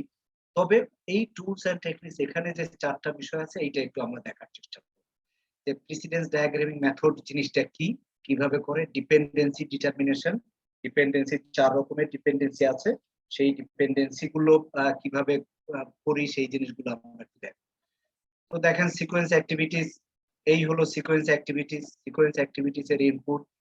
এই যে জিনিসগুলোর কথা বলেছিলাম যে প্রজেক্ট ম্যানেজমেন্ট, এটা তো প্ল্যানিং ডকুমেন্ট নিশ্চয়ই আপনার মনে আছে কয়টা? 18টা। এই 18টার ভিতরে schedule management plan, scope management plan, this two are relevant to sequence activity. Project document কয়টা? 31টা। ওই 31টা লিস্টের ভিতরে এই 4টা এসছে যে it is very relevant to sequencing activities. আর ইএফ ও পিএফ এ আছে 2টা। এই জিনিসগুলো বারবার দেখানো আর কি, একটু মনে করিয়ে দেয়া, আর কিছু না, এখানে মুখস্থ করার কিছু নেই, মুখস্থ করা লাগবেও। তো সিকোয়েন্স অ্যাক্টিভিটিস থেকে আবার যে জিনিসটি পাওয়া যাবে, কি পাওয়া যাবে? এই যে প্রজেক্ট শিডিউল নেটওয়ার্ক ডায়াগ্রাম, এটা একটা নেটওয়ার্ক ডায়াগ্রাম পাওয়া যাবে। Network diagram is not part of the project planning, অর্থাৎ ওই যে শিডিউল বেসলাইন টেসলাইন ওইটার ভিতরে তা না, that is also project document. এটার পার্থক্যটা কি, প্রজেক্ট ডকুমেন্ট এবং ম্যানেজমেন্ট প্ল্যান। ম্যানেজমেন্ট প্ল্যানের যদি কোনো রকম পরিবর্তন করতে চাই তাহলে কিন্তু আমাকে চেঞ্জ কন্ট্রোল বোর্ড হয়ে আসতে হবে, এইখানে হলো পার্থক্য। সুতরাং আমার শিডিউল নেটওয়ার্ক ডায়াগ্রাম যদি কোনো পরিবর্তন, কারণ it is not a part of project management plan, it is very much within the project document, so if any changes needed that we can do by ourselves, এটা আমরা project management team যারা আছে তারাই কিন্তু এই কাজটি আমরা করতে পারি, আমরা এটা করি। বাট যদি সেইটা প্রজেক্ট ম্যানেজমেন্ট প্ল্যানিং ডকুমেন্টের ভিতরে আসে তাহলে কিন্তু সেই পরিবর্তনটা আমরা করতে পারবো না, সেটা একটা চেঞ্জ কন্ট্রোল বোর্ড হয়ে আসে। যার জন্য এই পার্থক্য হলো এই দুইটা, অর্থাৎ project management plan and project documents এর পার্থক্য কিন্তু এই দুইটা খুব ভাইটাল পার্থক্য। এইটার পরিবর্তন আমরা করতে পারি, এটা চেঞ্জ কন্ট্রোল বোর্ড হয়ে আসে। বারবার একই কথা একটু বলছি একটু মনে রাখার জন্য বা ক্লিয়ার করার জন্য। তো এই প্রসেসের সিকোয়েন্স অ্যাক্টিভিটি, একটু আগে যে জিনিসটা দেখালাম যে সিকোয়েন্স অ্যাক্টিভিটিস এর টুলস এন্ড টেকনিক্স। তো টুলস এন্ড টেকনিক্স একটা হলো এই যে পিডিএম, প্রিসিডেন্স ডায়াগ্রামিং মেথড। তো হতে পারে যে কথা তো বারবারই বলছি, এর আগেও বললাম, এখনো বলছি, আবার একটু পরে আবার বলবো। বারবার বলছি এই কারণে যে এখনই মোটামুটি একটু আইডিয়াটা হয়ে যায় যে পিডিএম দেখতে কি রকমের। তো ডিপেন্ডেন্সি ডিটারমিনেশন, ডিপেন্ডেন্সি 4 রকমের ডিপেন্ডেন্সি আছে, সেই ডিপেন্ডেন্সি গুলো আমরা দেখবো। লিডস এন্ড ল্যাগস নতুন একটা টার্মিনোলজি, এটা আমরা একটু দেখবো। পিএমআইএস, প্রজেক্ট ম্যানেজমেন্ট ইনফরমেশন সিস্টেম, এই টুলস এন্ড টেকনিক্স গুলো দেখবো। আর এখান থেকে যেটা বের হবে শিডিউল নেটওয়ার্ক ডায়াগ্রাম, চমৎকার একটা জিনিস ডায়াগ্রাম। কোনো এক ফাঁকে কিন্তু একটা দেখিয়েছিলাম, মনে আছে নিশ্চয়ই, একটা কাজ হলো তারপরে ওই যে এর সাথে বি বি সি এর সাথে ওইরকম করে যে একটা ডায়াগ্রাম আসে সেটা হলো নেটওয়ার্ক ডায়াগ্রাম। তো যাই হোক, নেটওয়ার্ক ডায়াগ্রাম। এখন আমরা টুলস টেকনিক্স এর ক্ষেত্রে, সিকোয়েন্স অ্যাক্টিভিটিস এর ক্ষেত্রে, ওই টুলস এন্ড টেকনিক্স এর ক্ষেত্রে দেখেন এই যে প্রিসিডেন্স ডায়াগ্রামিং মেথড, এইটি হলো সেই প্রিসিডেন্স ডায়াগ্রাম। পিডিএম অর্থাৎ precedence diagramming method, start activity A B C D E F এবং ফিনিশ, অর্থাৎ এখান থেকে শুরু হবে, এখানে মাঝখানে এই সমস্ত অ্যাক্টিভিটি। এই সি করার আগে অবশ্যই অ্যাক্টিভিটি এ কমপ্লিট হতে হবে, বি কমপ্লিট হতে হবে। Unless and until B is completed we cannot start activity C. এই সমস্ত জিনিসগুলো কিন্তু আসলে মেইন করে। এবং কাজ ফিনিশ হবে কখন, যখন বি এবং এফ দুটাই কমপ্লিট হয়ে যাবে তখন বলবো যে স্যার স্যার এটা তো স্যার সিপিএম এর মতো করতেছে স্যার, ওই সেইটাই সিপিএম, এইটা এর নামটা খালি চেঞ্জ করে দিয়েছে স্যার। এই নামটা না, এই পিডিএম যেটা প্রিসিডেন্স ডায়াগ্রামিং মেথড, এইখান থেকেই ক্রিটিক্যাল পাথটা চলে আসবে। এই ক্রিটিক্যাল পাথ কি আপনি বিসিডি তে যাবে না এসিডি তে যাবে, আপনি তো এটার দেখান। তো এই যে জিনিসটা সেটাই ultimately PDM, precedence diagramming method, এবং it's a technique used for constructing a schedule model. Activities are represented by nodes. Nodes মানে হলো এই যে অ্যাক্টিভিটি, এই একটা অ্যাক্টিভিটি, এই একটা অ্যাক্টিভিটি, এই একটা activity, nodes, and are graphically linked by one or more logical relationship। একটা বা দুটা একাধিক হতে পারে। এই রকমের একটা, এটা নিয়ে সুন্দর অঙ্ক আছে, আমরা অঙ্কও করব, সেই জিনিসগুলো করে একটু তো দেখবই। তাহলে প্রিসিডেন্স ডায়াগ্রামিং মেথড এরকমের একটা চিত্র আসবে। আমরা অনেকে এই জিনিসগুলোর সাথে পরিচিত আছি, আপনারা অনেকে ক্লাস নেন, ক্লাসে নিয়েও এই জিনিসগুলো আলোচনা করেন। তো সেইটারই জাস্ট প্রজেক্ট ম্যানেজমেন্টের বইয়ে যেভাবে এসছে সেটা আমরা দেখলাম। তো পিডিএম এর ভিতরে যে রিলেশনশিপটা দেখেন, এই যে 4টা রিলেশনশিপ, 4টা, একটা হলো কি ফিনিশ টু, এই যে যত অ্যাক্টিভিটিস আছে এর ভিতরে 4টাই হতে পারে। অর্থাৎ একটা হলো ফিনিশ টু স্টার্ট, মানে কি এ এবং বি, এ মানে শেষ না হওয়া পর্যন্ত বি শুরু করা যাবে না, ঠিক আছে, ফিনিশ টু স্টার্ট। আবার স্টার্ট টু স্টার্ট, যে এ এবং বি দুইটাই মোটামুটি simultaneously it will start. So start to start, ওইটা স্টার্ট করতে গেলে এইটাও স্টার্ট করতে হবে। আর একটা ফিনিশ, যে এইটা ফিনিশ করতে চাইলে এইটাও ফিনিশ করতে হবে, না হলে কিন্তু ফিনিশ হবে না। আর একটা হলো স্টার্ট টু ফিনিশ, তার মানে আগের কাজটা ফিনিশ করতে চাইলে পরের কাজটা শুরু করতে হবে। মানে লজিক্যাল রিলেশনশিপসটা কি আমি একটু করে হলেও আরো ক্লিয়ার করব, একটু দেখাই। এইখানে দেখেন একটা অ্যাক্টিভিটি এ আর একটা অ্যাক্টিভিটি বি। তো অ্যাক্টিভিটি এ শেষ করে আমি অ্যাক্টিভিটি বি শুরু করি। So task B can not start until task A has finished. A শেষ না হওয়া পর্যন্ত বি শুরু হতে পারবে না। Very clear. এবং কথা হলো যে টোটাল প্রজেক্ট ম্যানেজমেন্টের যত অ্যাক্টিভিটি আমরা আইডেন্টিফাই করব, বেশিরভাগ অ্যাক্টিভিটি কিন্তু এই গ্রুপে আসবে। সবচেয়ে কম অ্যাক্টিভিটি হলো এই গ্রুপ। অর্থাৎ বলছে যে এইটা শেষ না হলে আমি পরেরটাতে, মানে এই বি শেষ না হলে এ শেষ করা যাবে না। তো এটা দেখেন ফিনিশ টু স্টার্ট, এটা বললাম যে task B can not start until activity has finished. Start to start মানে এটাও যখনই শুরু করলাম সাথে সাথে এটাও শুরু করলাম, B can not start until task A has start. ঠিক আছে, বি শুরু করা যাবে না যদি এ শুরু না করি, সেইটাকে বলে start to start. Finish to finish মানে task B can not finish until task A has finished. আর একটা হলো স্টার্ট টু ফিনিশ মানে কি task B can not finish until task A has started. অর্থাৎ পরবর্তী কাজটা শুরু না হলে আগের কাজটা শেষ করা যাবে না। কথা আপনার আমাদের যে নাইট গার্ড, এইটা একটা খুব এক্সাম্পল, যদিও এই ক্যাটাগরিতে কাজ কিন্তু খুবই কম। নাইট গার্ড সে 3 শিফটে ডিউটি করে। পরের যে অর্থাৎ সন্ধ্যা থেকে 8টা, আবার 8টা থেকে আরেকটা গ্রুপ পরের। তো দেখেন প্রথম গ্রুপ সে কিন্তু শেষ করতে পারবে না যতক্ষণ পর্যন্ত পরের গ্রুপ না আসবে। ঠিক আছে, পরের গ্রুপ না আসলে কিন্তু আগের গ্রুপের কাজটি শেষ হবে না। তো পিডিএম রিলেশনশিপ এরকম একটা বিষয় থাকে। এখানে আবার যদি বলি যে দেখেন এই যে এফএস মানে কি, এফএস বলতে কি বোঝায়? Finish to start. I repeat, finish to start, finish to finish, start to start, start to finish. Finish to start বলতে কি বুঝি? Award ceremony can not start until race has finished. মানে কি, দৌড় প্রতিযোগিতা হলো, প্রতিযোগিতা কমপ্লিট হবে তারপরে কিন্তু মানে পুরস্কার দেওয়া হবে। এটা কিন্তু একেবারে নর্মাল, এইটাই বেশিরভাগ ক্ষেত্রে। যত কাজ আছে তার দেখা গেল যে 90% কাজই হলো এই ক্যাটাগরিতে। ফিনিশ টু ফিনিশ বললাম যে একটা বই লেখা, তো বই লেখা শেষ হবে, তো একদিকে সে লিখছে আর একদিকে এডিট করতেছে। তো লেখা একটা কাজ, এডিট একটা কাজ, তাই না? লেখা একটা কাজ, এডিটিং একটা কাজ। তো হয়তো লেখা কাজটা 15 দিন লিখবে, তারপরে হয়তো এডিটিং এ দিবে। বাট ওই বইটা লেখা শেষ হবে কবে? যখন বলবো বই লেখা শেষ হবে তখন লেখাও শেষ, এডিটিংও শেষ। দুইটা কাজ একত্রেই কিন্তু শেষ হয়ে গেল। That is finish to finish. Writing a document is required to finish before editing the document can. এটা এরকমের একটা কথা বললাম। আর একটা হলো start to start. To apply a coating you also need to clean the ওয়াল।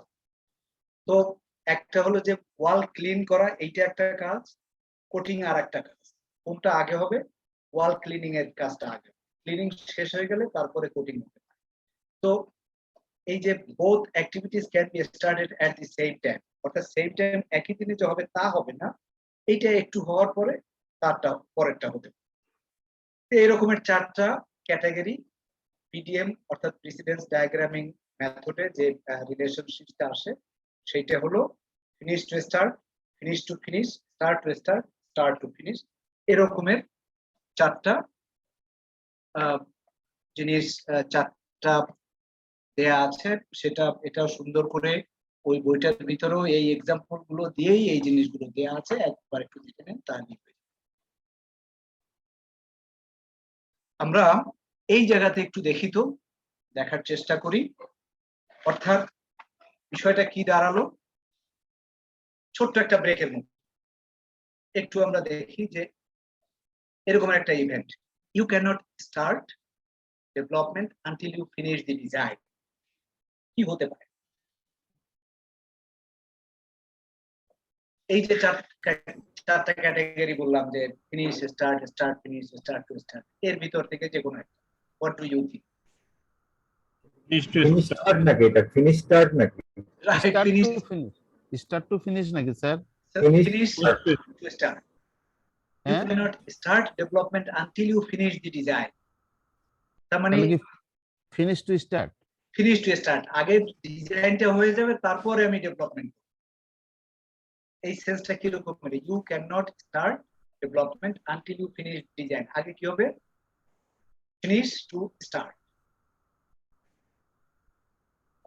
ঠিক আছে, অর্থাৎ কোনটা, ওইটা ডিজাইনটা শুরু করার আগে এইটা আগেরটা শেষ করতে হবে, সো ফিনিশ টু স্টার্ট। এর পরেরটা কি হতে পারে?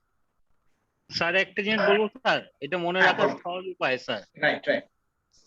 Finish to finish, start to finish, যেগুলি আছে টু এর পরে যেটা সেটা ভার্ব ধরতে হবে আর কি, সেটাই করতে হবে। তার আগেরটা কন্ডিশন ধরলেই জিনিসটা ক্লিয়ার হয়ে যায়। আবার মানে একটু ফিনিশ বলেন। টু ফিনিশ যদি চিন্তা করি, ফিনিশ টু আজকে ফিনিশ, আমার বলেন, ধরতে পারিনি একটা কথাটা। আমি বললাম স্যার মানে finish to finish, start to finish যেটাই বলি, লাস্টের যে শব্দটা ফিনিশ, ফিনিশ টু এর পরে সেটাকে ভার্ব ধরতে হবে, ভার্ব মানে সেটা করতে হবে, সেটা করার প্রি কন্ডিশন হলো আগেরটা, তাহলেই Right. মনে থাকে আর কি। ধরেন Right. ফিনিশ টু ফিনিশ, আমি ফিনিশ করতে হইলে আগেরটা ফিনিশ করতে হবে, এটা মনে রাখলে হয়ে যায়। স্টার্ট টু ফিনিশ মানে টু এর পরে হলো ফিনিশ, ওইটা ফিনিশ করতে হলে আগেরটা স্টার্ট করতে হবে, এটা Right. মনে রাখলেই মিলে যাবে। যেমন এইটা প্রথম উদাহরণটা, ইউ আশফাক, ক্যানট ডেভেলপ, তুমি যে এটা তো আপনি আগে সাকসেসটাকে আগে ডিফাইন করে দিতে হবে না, আর না হলে তো ফিনিশ স্টার্ট না স্টার্ট ফিনিশ ওটা দিকে চলে যাবো কিনা, প্রিডিসেসর আর সাকসেসর ডিফাইন করে নিতে হবে কিনা? না স্যার এখানে করতে হবে না স্যার, সাকসেস ওইটা এত কমপ্লেক্সে যাওয়ার দরকার নেই স্যার।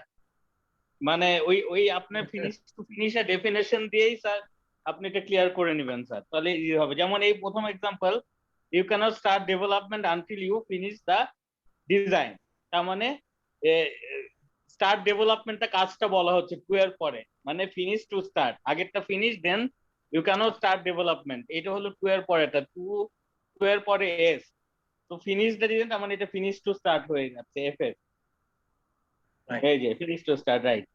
ওকে, এরপরে আমরা ক্লিয়ার করি। দেখেন এর পরেরটা কি হতে পারে, ইউ স্টার্ট থিংকিং।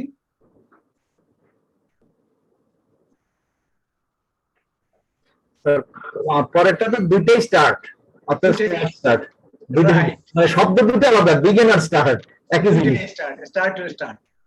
ওকে, এর পরেরটা ব্রডকাস্টে almost can not finish until finish দুটোই তো একই শব্দ আছে। দুইটাই finish finish. Finish to finish. এর পরেরটা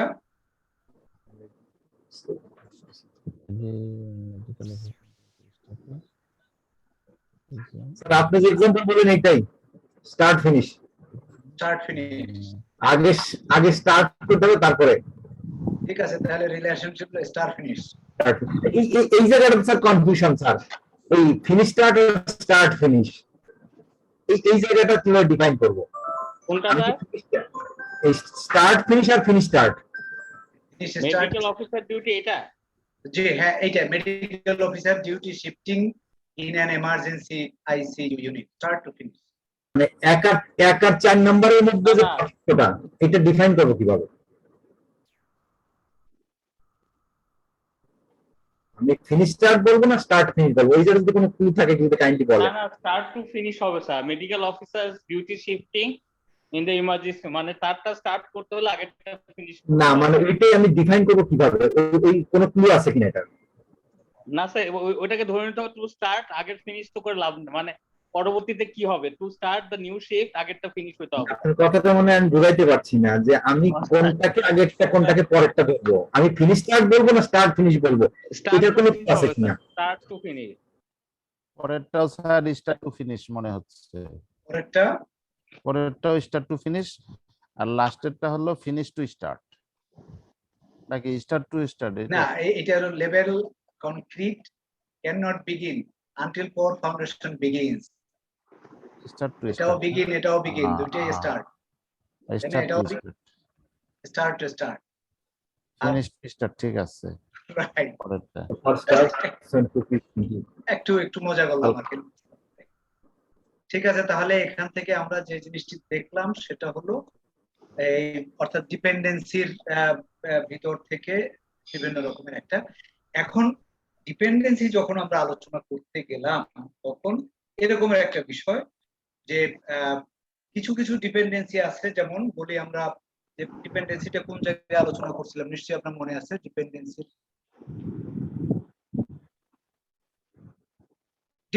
এখানে দেখেন সিকোয়েন্স অ্যাক্টিভিটিস এর ক্ষেত্রে প্রিসিডেন্স ডায়াগ্রামিং মেথড মোটামুটি 4টা পদ্ধতিতে আমরা দেখলাম, স্টার্ট ফিনিশ ফিনিশ, সেটা নিয়ে আমরা আলোচনা যেটা করেছি। এরপরে আমরা একটু দেখবো যে ডিপেন্ডেন্সি ডিটারমিনেশন যখন যায় সেই জায়গাতে ডিপেন্ডেন্সি ডিটারমিনেশন, এই যে ডিপেন্ডেন্সির ভিতরে 4টি terminology: mandatory dependency, discretionary dependency, external dependency and internal dependency. তো ম্যান্ডেটরি ডিপেন্ডেন্সি যেটা একেবারে আবার অন্য আরেকটা শব্দে এটাকে হার্ড লজিকও বলি, দিস ইজ এ মাস্ট। এটা আমার কিছু করণীয় নাই, সরকারের একটা আইন করে দেয়া আছে, ওই আইনের ভিতরেই যেতে হবে, বা পিএমআইএস এর একটা ইয়ে আছে, ওইটার ভিতর দিয়ে যাইতে হবে, ওখানে আমার কর্তৃত্ব তেমন কিছু নাই। বা ডিসক্রিশনারি, আমি কোন দিকে যাব, আমি কি এটা দিয়ে যাব না ওইটা দিয়ে যাব, এই যেটা প্রিফার্ড লজিক, যেটা সফট লজিক বা প্রিফার্ড লজিক, বাট ম্যান্ডেটরি। এখানে আরেকটা শব্দ আছে যেমন external dependency and internal dependency. তো ডিপেন্ডেন্সি ডিটারমিনেশন অলসো, এটা এক্সটার্নাল আর ইন্টারনাল ডিপেন্ডেন্সি, এটা নিয়ে আমরা কাজ করি। Mandatory dependencies are those that are legally or contractually required. Mandatory dependency সরকারের আইন মেনে চলতে হবে, legally or contractually required or inherent in the nature of the project. Mandatory dependencies often involve physical limitations, such as on a construction project where it is impossible to erect the superstructure until after the foundation has been built. So mandatory dependencies, sometimes it is called hard logic or hard dependencies. Technical dependencies may not be mandatory. On the other hand, discretionary dependencies, it's sometimes called as soft logic বা preferred logic বা preferential logic। ঠিক আছে, তো preferred logic, preferential logic, এই সমস্ত শব্দগুলো দিয়ে soft dependency.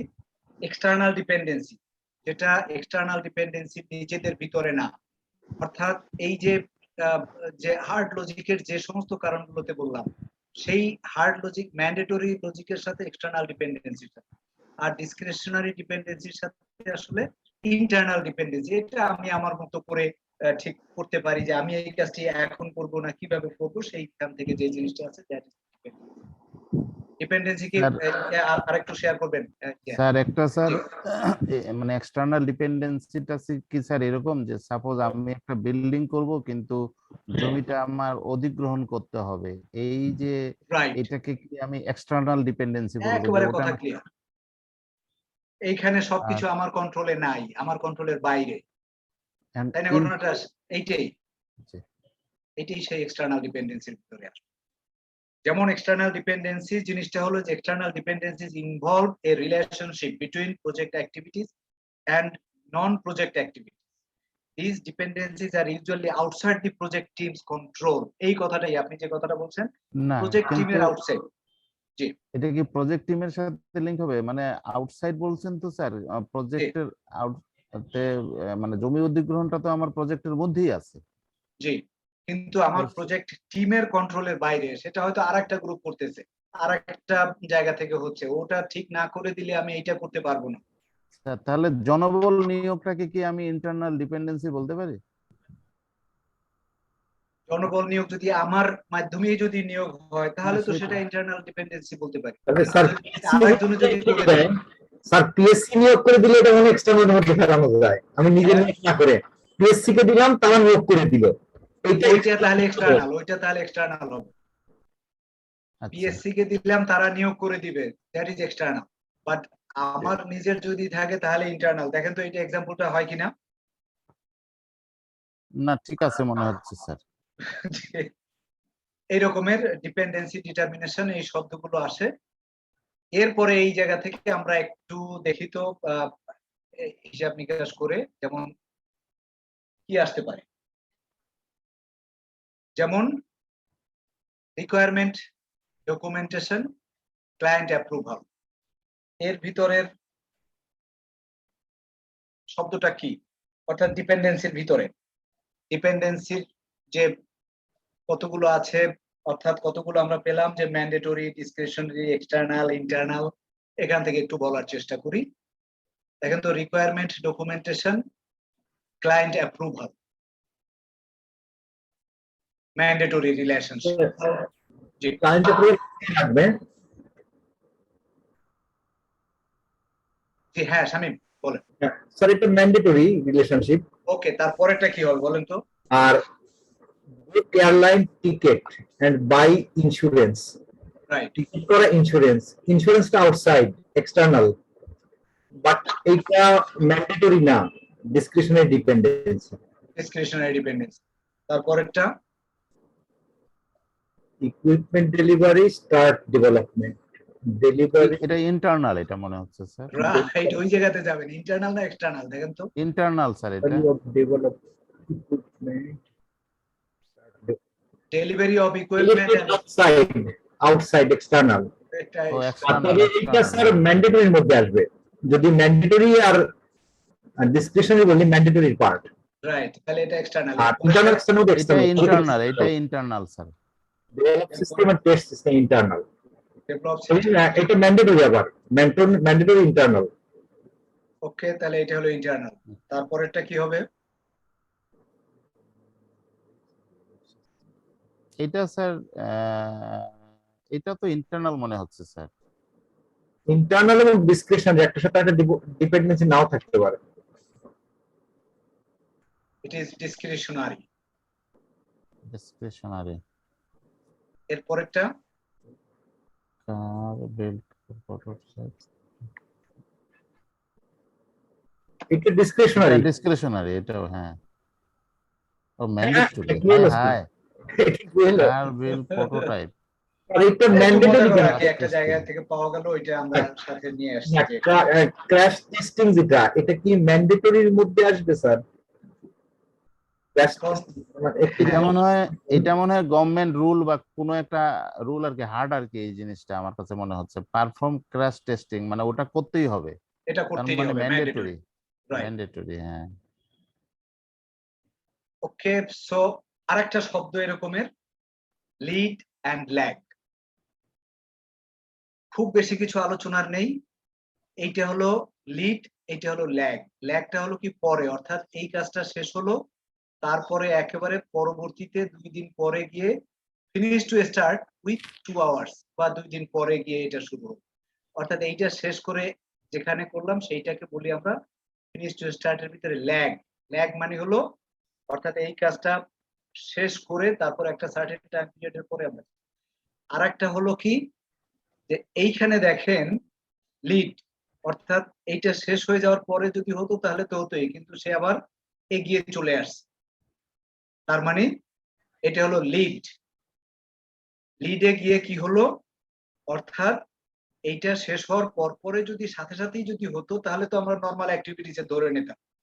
তো সাথে সাথে না হয় যদি 2 দিন পরে হয় তাহলে তো সেটা ল্যাগে হয়ে যায়, আর যদি 2 দিন আগে হয় তাহলে সেটা লিডে আসে। তাহলে লিড শব্দটাকে কিভাবে ডিফাইন করা হলো? A lead is the amount of time a successor activity can be advanced. এইটা হলো সাকসেসর অ্যাক্টিভিটি। এই সাকসেসর অ্যাক্টিভিটি এইটা শেষ হয়ে যাওয়ার পরেই তো এটা হওয়ার কথা, কিন্তু সে আরেকটু পিছিয়ে এসেছে, অর্থাৎ এগিয়ে গেছে, অ্যাডভান্সড হয়ে গেছে, সেই জন্য এটা হলো লিড। আর এই যে সাকসেসর অ্যাক্টিভিটিটা আরো একটু পরে গেছে, দ্যাট ইজ ল্যাগ। মোটামুটি কনসেপ্টটা কি ক্লিয়ার কিনা? তাহলে আর দরকার নাই, এইটুই যথেষ্ট। A lead is the amount of time a successor activity can be advanced with respect to the predecessor activity. এই বইয়েও এই স্যার আমি যদি স্যার এই প্রথমটাতে যদি ধরি যে আমি একটা বিল্ডিং করব, বিল্ডিং করতে গিয়ে আমাকে আগে একটা মানে মাটি খুঁড়তে হবে, মাটি খুঁড়তেছি, একই সাথে আমি আমার রড টড এগুলা বাঁকা গুলা সোজা করতেছি, কাটাকাটি যা কিছু করতেছি একই সাথে, দুইটা আগেই শুরু করছি, ওইটা শেষ হওয়ার পরে দেন এই কাজটা শুরু হবে, বিষয়টা কি এরকম? হ্যাঁ, একটা কাজ তো একটা শেষ হয়ে যাওয়ার পরে আরেকটা যদি শুরু করি সেটা হলো নরমাল, সেইখানে কোনো লিড আর ল্যাগ এর কোনো প্রশ্ন আসবে না। এখন হ্যাঁ, কিন্তু আপনি যদি এইটা শেষ হওয়ার পরে যদি এইখান থেকে কাজটা হতো তাহলে আপনি নরমাল বলতে পারতেন যে এই অ্যাক্টিভিটি চাইবে, কিন্তু এখানে না হয়ে সে আরো 7 দিন এগিয়ে গেছে। তাহলে কি লিড, Lead এ। ল্যাগ এবং নরমাল তিনটা এখানে অপশন স্যার? তিনটে অপশন, বাট প্রজেক্ট ম্যানেজমেন্টে ওইটা তো নর্মালে বলি, বাট এই দুটাই টার্মিনোলজি আমরা ব্যবহার করি, একটা লিড একটা ল্যাগ। যে একটা কতদিন আগায় গেলাম, আগানো মানে কি এই যে পিছানো, মানে পিছনের দিকে গেলাম, পিছনের দিকে মানে কাজের পিছনে না, কিন্তু কাজ আগাই গেছি, মানে আরো 7 দিন আগে শুরু করলাম যে সময় শুরু করার কথা সেই জায়গা থেকে। লিড আর ল্যাগ, আর লিড ল্যাগ যদি না থাকে তার মানে ধরে নিতে হবে যে ওই যেখানে শেষ হলো তারপরের দিন থেকেই আবার পরের কাজটা শুরু হবে। স্যার যদি স্যার একসাথে দুইটা শুরু করি তাহলে কি নাম হবে? তাহলে এটার ওই আলাদা ওইভাবে কোনো নাম নেই, টার্মিনোলজি এখানে এই দুটাই, লিড এবং ল্যাগ। আর একটা নরমাল হলে তো ওটা নরমাল আমার যে সিকোয়েন্সিং আছে সেই সিকোয়েন্সিং এর ভিতরই ওটা পড়ে যায়। Normal finish to start, finish to start মানে এইটা ফিনিশ করে আমি স্টার্ট করলাম, আমি এর ভিতরে কোনো ল্যাগ ট্যাগ নাই, কোনো প্লাস প্লাস কিছু নাই, এরকমের চিত্র চিহ্ন অনেকগুলোই আছে, অনেক প্রজেক্ট আছে, এখানে শেষ হলো পরের দিনই আমি কাজ শুরু করে দিলাম, বাস নরমাল অ্যাক্টিভিটি আমার জ্ঞান। তাহলে লিড ল্যাগ। স্যার ঠিক, হ্যাঁ বল। স্যার আমি নেওয়াজ বলছি স্যার। হ্যাঁ নওয়াজ। স্যার ওই যে আরিস্তার স্যার যে প্রশ্নটা করলেন যে দুটো কাজ যদি একই সাথে করতাম, রাইট। এখানে যেমন ডিগ ট্রেন্স এবং লে পাইপ এই দুটো কাজ যদি একই সাথে করা যেত, লে পাইপে 10 ডেজ লাগবে, লিডটা হয়ে যাবে 10 ডেজ স্যার, এখানে 7 ডেজ আর হবে না স্যার, একই সাথে শুরু করলে পুরো টাইমটাই লিড হয়ে যেত এটা কি স্যার। মানে এই দুটা কাজ একত্রে না, এইটা শেষ হওয়ার পরে ও যদি একত্রেই যদি হতো তাহলে এখানে লিড টাইমটাই 10 ডেজ, লিড টাইমটাই 10 ডেজ হয়ে যেত স্যার। জি না না 7 ডেজ ইয়ে না না না এটাতে তো নেওয়াজ, তাহলে রিলেশনই থাকবে না, যদি প্যারালালি কাজ করা যায় তাহলে there is no relation, যে কোনো সময় যে কোনোটা শুরু করা যাবে, এটা প্যারালালি করা এখন স্যার এই যে আমি যেটা বললাম স্যার, Relationship এটার মানে ইসের আইনগত ব্যাখ্যা বলতে কি পিএমপির ব্যাখ্যাটা কি স্যার? না, পিএমপির ব্যাখ্যা হলো এখানে টার্মিনোলজি একটা হলো, আমরা লিড শব্দটা বললাম অর্থাৎ এগিয়ে যে সময়টা আসবে, অর্থাৎ নরমাল দুটো অ্যাক্টিভিটিজ এইটার পরে এইটা হবে, তাদের ভিতরে যেহেতু সম্পর্কটা আছে কি ফিনিশ টু স্টার্ট, তাই না? ফিনিশ টু স্টার্ট যেহেতু এদের রিলেশনশিপ, এটা শেষ করে এটা সেইখানে, তার মানে এইটা এই জায়গাতে শেষ হলো তারপরেই এটা শুরু হতো যদি, তাহলে আমরা lead to finish to start exactly হতো, বাট সেটা এইটা শেষ হওয়ার আরো 7 দিন আগে থেকেই এটা শুরু।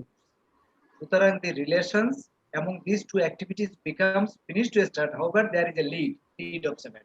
স্যার জি, স্যার আমি যেটা বুঝতেছি যে আমাদের আসলে এই কাজটা 10 দিন ওইটা লাগলো, তারপরে আমি শুরু করতে পারতাম, কিন্তু কাজের সিকোয়েন্সটা এরকম যে আমি যদি 5 দিন আগে 7 দিন আগে শুরু করি তাতে কোনো অসুবিধা নেই, আমি শুরু অসুবিধা করতে নেই, পারবো। রাইট, তো সেটা করা যায়। এইরকম যখন এইটা যখন থাকে তখন এইটাকে লিড বলে আমি ট্রিট করব। একেবারে সোজা কথা, বিল্ডিং এর যখন রং করে, ধরেন একটা এক কোয়ার্টার দেওয়ার পরে এরপরে আরেকটা কোয়ার্টার, কারণ পুরো বিল্ডিংটা হচ্ছে অনেক বড় বিল্ডিং, তো ওই শেষ হয়ে টোটাল কাজ হয়তো 10 দিন লাগবে শেষ, দরকার কি আমার যেখানে এক কোট দেওয়ার পরে 2 দিন হয়ে গেলে ওইটাই তো আমি সেকেন্ড কোট দিতে পারি, তাহলে দুইটা কাজ তো সাইমালটেনিয়াসলি চলতে পারে। স্যার ওই রকমের একটু গ্যাপ ধরে ওই জিনিসটা যদি আমরা করি তাহলে এটা হলো লিড ল্যাগ, এরকমের একটা বিষয় আসলো। ডায়াগ্রামটা যখন আমরা দেখাই এই রকমের একটা ডায়াগ্রাম, এইটা কিন্তু একেবারে বই থেকেই, আমরা যেগুলো বই থেকেই নিয়ে এসেছি। এই দেখেন একটা কাজ শুরু, এখানে অ্যাক্টিভিটি, এর পরে বি, আবার এই বি এর ভিতরে রিলেশন হলো এস স্টার্ট টু স্টার্ট, আবার finish to start plus 15 days, অর্থাৎ এইটা শেষ হয়ে যাওয়ার পরে 15 দিনের একটা গ্যাপ দিয়ে তারপরে এইটা হলো, অর্থাৎ এইটা শেষ হয়ে যাওয়ার পরে 15 দিন পরে আর একটা শুরু, আবার স্টার্ট টু স্টার্ট এইটার সাথে সম্পর্ক start to start, over there is a relationship of 10 days, এই ফিনিশ টু ফিনিশ এই রকমের একটা নেটওয়ার্ক ডায়াগ্রাম। হ্যাঁ, এরপরে এটা আচ্ছা, ওকে, আমরা এর পরের যে জায়গাটিতে যাই, এটা নিয়ে আমাদের আলোচনাটা মোটামুটি ভাবে প্রজেক্ট শিডিউল ম্যানেজমেন্টের যেটা আলোচনা করলাম, অর্থাৎ সিকোয়েন্স অ্যাক্টিভিটিস আমাদের আলোচনাটা হলো। স্যার জি, এই শামীম কিবরিয়া খালি মেসেজ পাঠাচ্ছে যে সে কিছুক্ষণ সময় ধরে কিছুই শুনতে পাচ্ছে না, তাহলে তো তার নেটওয়ার্কের সমস্যা মনে হয় স্যার। তাই তো মনে হয়, আমরা তো সবাই শুনতেছি, তাই না? আমরা তো সবাই গুলো শুনতেছি, কিন্তু শামীম কিবরিয়াটা তাহলে কি হলো? মশারফ অবশ্য লিখে দিয়েছে যে প্রবলেম অ্যাট ইউর এন্ড, এখন এইটাও সে দেখতে পাচ্ছে কিনা এটাও তো একটা কথা। রাইট।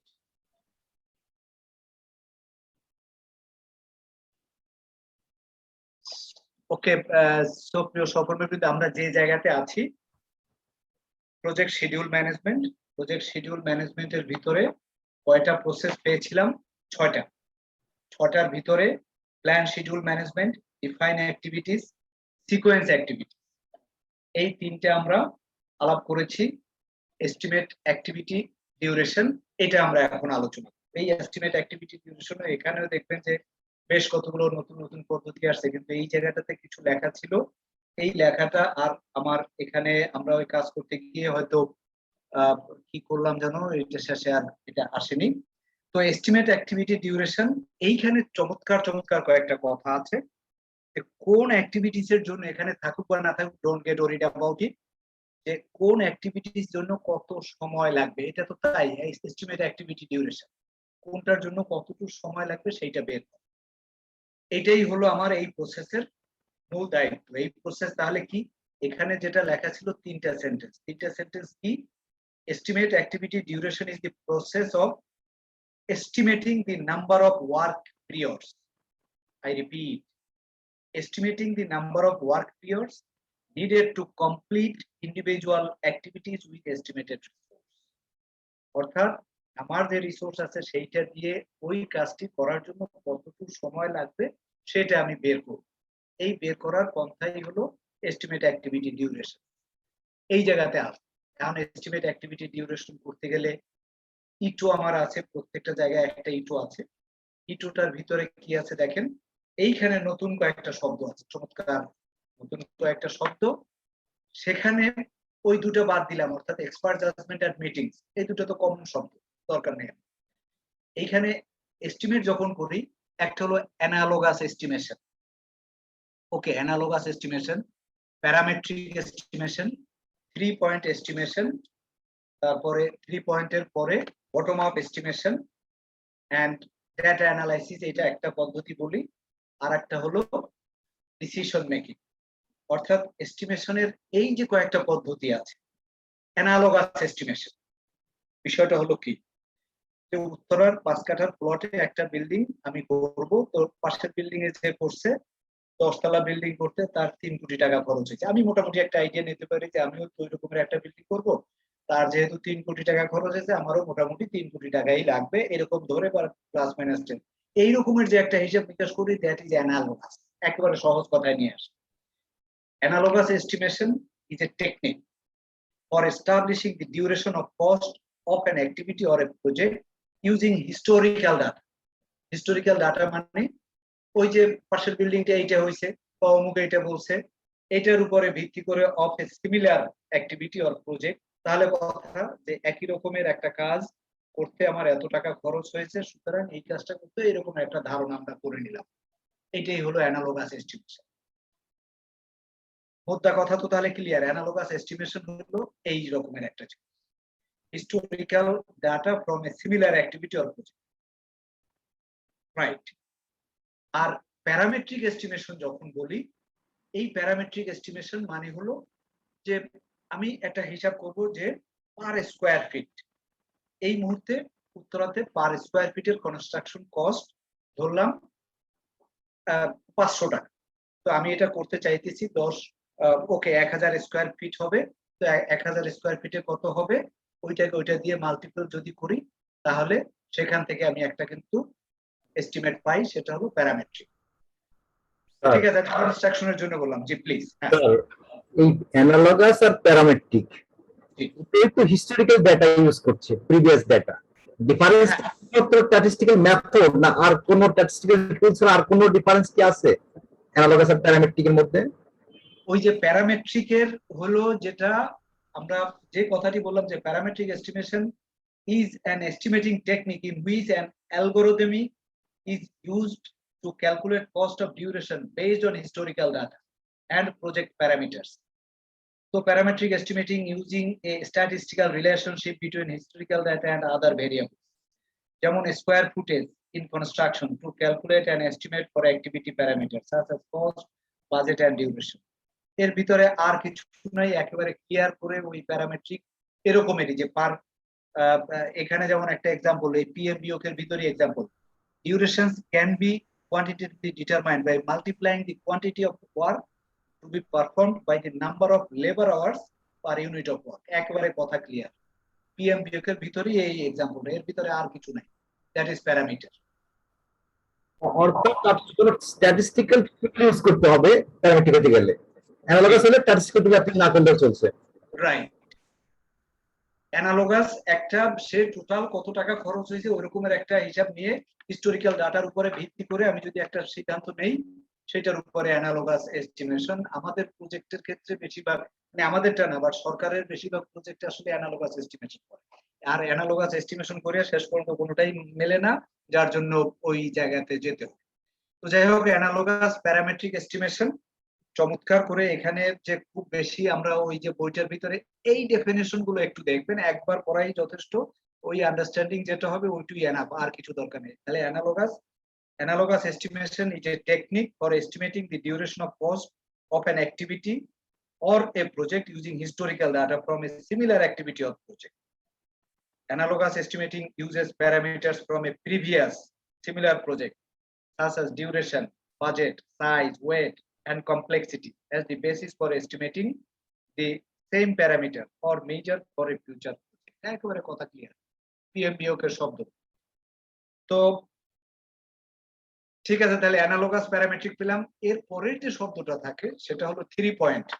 3 পয়েন্ট এস্টিমেশনের ভিতরে আমরা এরকমের একটা শব্দ ব্যবহার করি যে মোস্ট লাইকলি, অপটিমিস্টিক, পেসিমিস্টিক, এরকমের তিনটা, অর্থাৎ অপশন হলো তিনটা, মোস্ট লাইকলি, অপটিমিস্টিক, পেসিমিস্টিক। বিষয়টা হলো এরকমের যে ঢাকা থেকে আমার ওকে আমি উত্তরাতে যাব, কতক্ষণ সময় লাগবে? এখন এই কতক্ষণ সময় লাগবে, সচরাচর যেতে কতক্ষণ লাগে, ধরলাম 1 ঘন্টা। আর একটা হলো যদি এইটা আমি শুরু করি সকাল 5টায়, তাহলে ওই 5টার সময় তো আর কোনো ট্রাফিক কনজেশন নাই, তাহলে হয়তো 30 মিনিটে চলে আসতে পারি। আর একটা হলো না, এই সময়টা অর্থাৎ 8:30 9টার সময়, তার মানে প্রচন্ড রকম কনজেশন, তাহলে সেটাকেও একটা বলতে পারি, সেটাকে কি বলতে পারি, পেসিমিস্টিক। তার মানে তিনটা শব্দ, অপটিমিস্টিক মানে ভোর 6টার সময় আসবো, পেসিমিস্টিক মানে 9টার সময় আসবো, আর একটা সাধারণত, নরমাল, এইটু জায়গার জন্য কতটুকু সময় লাগতে পারে। আমার 3 পয়েন্টটা কি বোঝা গেল? তাহলে 3টা পয়েন্ট, 3 রকমের estimation, that is also very vital. তো 3টা পয়েন্টের 3টা এস্টিমেশন ধরে এরপরে আমরা ওইটার উপরে ভিত্তি করে একটা ফর্মুলা আছে, যে এই ফর্মুলা অর্থাৎ এইটাকে বলে 3 পয়েন্ট এস্টিমেশন। 3 পয়েন্ট এস্টিমেশন একটা হলো এই যে 3টা এস্টিমেশন বের করলাম, 3টা বের করে তাকে যদি 3 দিয়ে ভাগ করি, that is 3 point estimation. But এটা আসলে তেমন কোনো ইয়ার মিন করে না, ট্রায়াঙ্গুলার এস্টিমেশন বলে। এর বাইরে আরেকটা ফর্মুলা আছে, সেটাও আমরা এখানে দেখাবো। ঠিক আছে, তাহলে এই 3 পয়েন্ট এস্টিমেশনের ফর্মুলাটা, এই প্রত্যেকটারই আলোচনা আরো ডিটেইলস হবে। আরেকটা হলো বটম আপ এস্টিমেশন। মানেটা কি? যে আমি বিল্ডিংটা করব, ঠিক আছে, তাহলে আমার কতটুকু রড লাগবে, কতটুকু সিমেন্ট লাগবে, কোন একবারে প্রত্যেকটা আমি আমার, ঠিক আছে, আমি হিসাব করলাম যে 10,000 ইট লাগবে, আমি পাগলাতে গিয়ে ইটের দাম দেখে আসি, মানে এত খুব সিরিয়াসলি যদি আমি থাকি এবং all calculation based on authenticated data, তাহলে হবে কি? জি স্যার, এখানে তো স্যার ডিউরেশনের কথা বলতেছে। যদি আমি বটম আপের বিষয়ে আসি, তাহলে কি বিষয়টা এরকম যে আমার এই গ্রাউন্ড ফ্লোর করতে কিরকম লাগবে টাইম, তারপরে 2 তলা করতে কত লাগবে, এইভাবে কি ক্যালকুলেশনটা আসবে তখন বটম না, আপটা? দোতলা নিচতলা না, টোটালটা করার জন্য কতটা ইট লাগবে, কতটা সিমেন্ট লাগবে, কতটা লেবার লাগবে, ইটের দাম কত, সিমেন্টের দাম কত, লেবারের দাম কত, স্যার সবগুলো হিসাব। এখানে তো বলতেছে যে এস্টিমেট অ্যাক্টিভিটি ডিউরেশন বলতেছে, নট কস্টিং। হ্যাঁ, ওই সময় কতটুকু লাগবে সেই সময় দিয়ে আমি সময় বের করবো। এই যে 4টা যে পদ্ধতি বললাম না, এইটা আবার কস্টের ক্ষেত্রেও আছে। হ্যাঁ, সেটা ঠিক আছে স্যার, কস্টের কিন্তু ক্ষেত্রেও আছে, ডিউরেশনের ক্ষেত্রেও আছে। না, ঠিক আছে, আমি যদি স্যার ডিউরেশনে আসি, তাহলে অ্যানালোগাস যে এস্টিমেট বললাম, এস্টিমেশন বললাম, এইটা স্যার উদাহরণটা কি হইতে পারে স্যার? ওই অ্যানালগাসের জন্য এটা কত সময় লাগবে আচ্ছা আচ্ছা, ঠিক আছে স্যার। সেখানে আমি সময়টা বের করব। কস্টের Yes, sir. ক্ষেত্রে যখন যাবো কস্ট চ্যাপ্টার যখন বলবো তখনও এই জিনিসগুলো আছে। ইসলাম স্যারকে অনেক ধন্যবাদ স্যার ক্লিয়ার করার জন্য স্যার।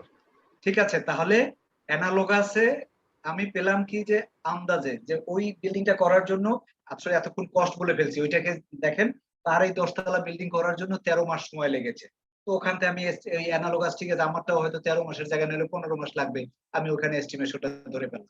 প্যারামেট্রিক এর ক্ষেত্রে তাহলে আমার ওইভাবে থিওরিতে আমি একটু গিয়ে আসলে ঠিক স্যার আছে টাইম যে স্যার এস্টিমেট করতে হয় এইটাই তো স্যার আমাদের মাথার মধ্যে নেই। আমরা তো টাইম আমাদের কাছে অফুরন্ত।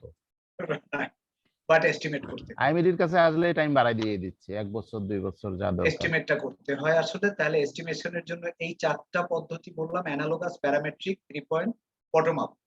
এরপরে দেখেন এই যে 3 পয়েন্ট এস্টিমেশনটা এটা কিন্তু আসলে ওই যে মিজাইল প্রজেক্ট থেকে আমেরিকান ওই মিজাইল কনসেপ্ট থেকেই আসছে, ওরাই এটা জিনিসটা শুরু করছে। তো যাই হোক, প্রত্যেকটার ইতিহাস আছে, যখনই আমরা এটার ভিতরে ঢুকতে যাব তখন এই সমস্ত ইতিহাসগুলো পাবো। ডেটা অ্যানালাইসিস, একটা অল্টারনেটিভ অ্যানালাইসিস, রিজার্ভ অ্যানালাইসিস, সেগুলো করেও আমরা পেতে পারি ডিসিশন মেকিং এটা, এবং এখান থেকে আসে duration of estimate. Sir question আছে স্যার জি। যেটা ডিসিশন মেকিং বলতেছেন এটা কি top down sir? Decision making এর অ্যাপ্রোচ তো দুটা, আমার এখানে আমরা আলোচনা করব যে ডিসিশন মেকিং এর কোন অ্যাপ্রোচ। শুধুমাত্র যে টপ ডাউন অ্যাপ্রোচে ডিসিশন মেকিং হবে তা তো না, সেখানে আমার বটম আপ না, আমার অ্যাপ্রোচ যেহেতু হতে পারে। বটম আপ আসছে, টপ ডাউনও তো আসতে পারে যে বসে আসতে পারে, বললো আসতে যে এটা পারে। 1 বছরে করতে পারেন, তো হ্যাঁ, সেটা কই স্যার? অবশ্যই আসতে পারে ডিসিশন মেকিং। সেটা এখানে কথাটা হলো যে decision making technique that can be used in the process include but are not limited to voting. Decision making যে সবসময় ভোটে, একটা হলো যে ডিসিশন মেকিং ভোটিং দেওয়া হয়, সবসময় যে ভোটিং দেওয়া হবে তা না।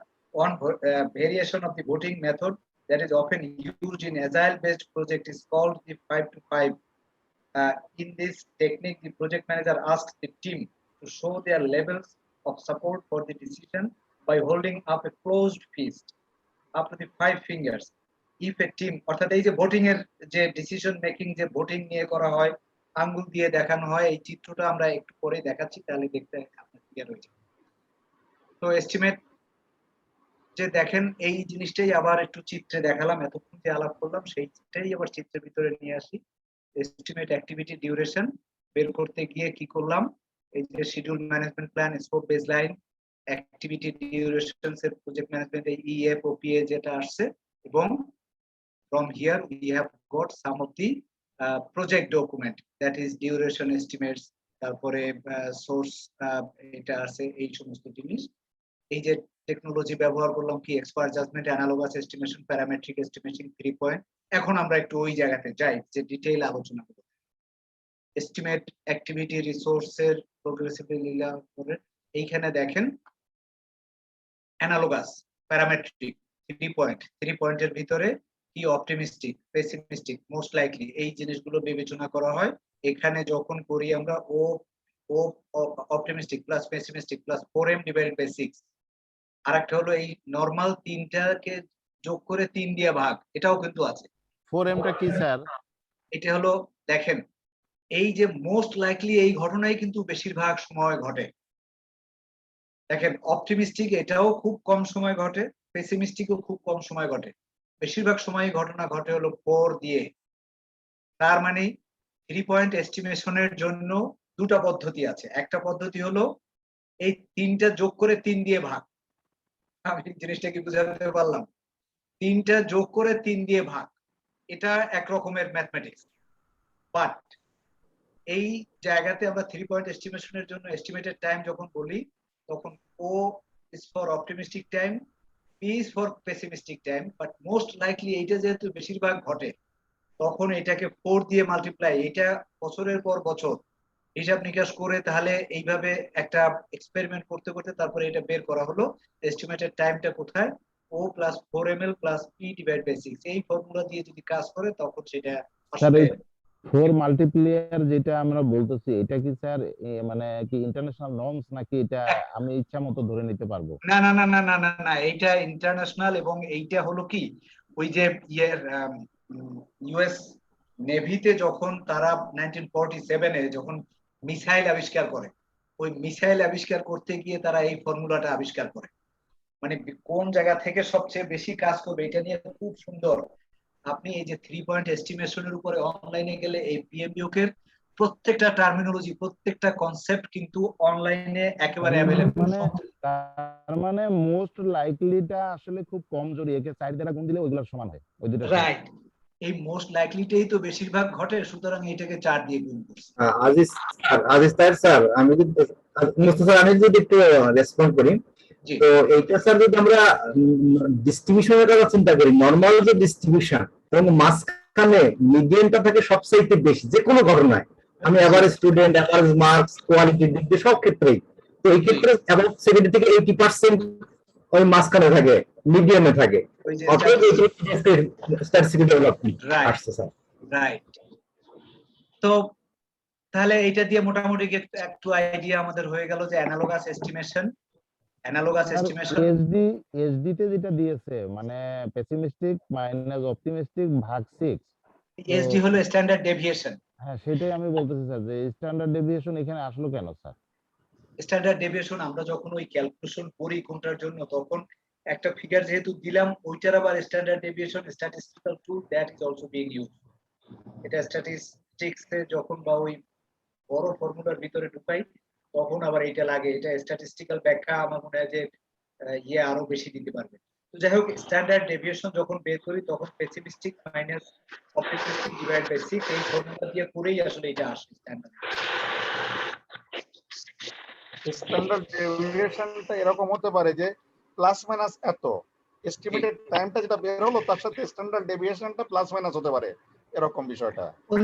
স্ট্যান্ডার্ড ডেভিয়েশন তো তাই হবে যে এখানে ইটি তে যেটা আসবে, এই ইটি তে ধরলাম যে এখানে 40 প্লাস মাইনাস 10 হলো স্ট্যান্ডার্ড ডেভিয়েশন। তখন that is also again a range. Range মানে হলো তখন 40 যদি প্লাস মাইনাস 10 থাকে তাহলে আমি কোন জায়গাতে নিব? এই যে আমরা এখন মাইনাস এর প্লাস মাইনাস এর একটা ফর্মুলা ব্যবহার করি, এরকমের একটা স্ট্যান্ডার্ড ডেভিয়েশন ওই জায়গাতে নিয়ে নেওয়া যায়। তো এই ফর্মুলা গুলো তো এখানে এরকমের মোটামুটি analogous estimation, parametric estimation, 3 point estimation, bottom up estimation, বাকি জিনিসগুলো আপনি আরেকবার একটু দেখবেন তাহলে জিনিসটা আবার ক্লিয়ার হয়ে যাবে। ঠিক আছে, তাহলে এই এস্টিমেশন अगेन আমরা যখন কস্ট নিয়ে আলোচনা করব তখনও কিন্তু এস্টিমেশন গুলো আসবে। এইটা কি ডিউরেশনের জন্য এস্টিমেট করি, কস্টের জন্য এস্টিমেট করি, একই ফর্মুলা ব্যবহার করতে হবে। ঠিক আছে, তাহলে এইখানে আরেকটা শব্দ যেমন আমরা ডেটা অ্যানালাইসিস, ওই শব্দটা পেয়েছিলাম কোন জায়গায় পেয়েছিলাম, যে ডেটা অ্যানালাইসিস যখন করি তখন ডেটা অ্যানালাইসিসের ভিতরে দুটো, যেমন alternative analysis and reserve analysis. তো অল্টারনেটিভ অ্যানালাইসিস, অল্টারনেটিভ কি হতে পারে, বাই অর মেক, এটা কিন্তু একেবারে খুব ইম্পর্টেন্ট একটা বিষয়, মেক অর বাই, এটা দিয়ে অল্টারনেটিভ অ্যানালাইসিস। রিজার্ভ অ্যানালাইসিসের ক্ষেত্রে এরকমের শব্দগুলো আছে যে নোন আননোন বা আননোন আননোন। এইখানে দুটা বিষয় আছে, নোন আননোন আর আননোন আননোন। আমরা একটা এক্সাম্পল দেই, এটা ভালো এক্সাম্পল না বাট এটা খুব মনে থাকে। এই যে আমাদের যখন ঘটনাটি ঘটলো, হোলি আর্টিজানের যে ঘটনাটা দেখেন, তো হোলি আর্টিজানের ঘটনার আগ পর্যন্ত বাংলাদেশ পুলিশ কিন্তু এই জিনিসগুলো বাংলাদেশের পুলিশের মাথায় কিন্তু এত ছিল না যেরকম একটা ঘটনা করতে পারে।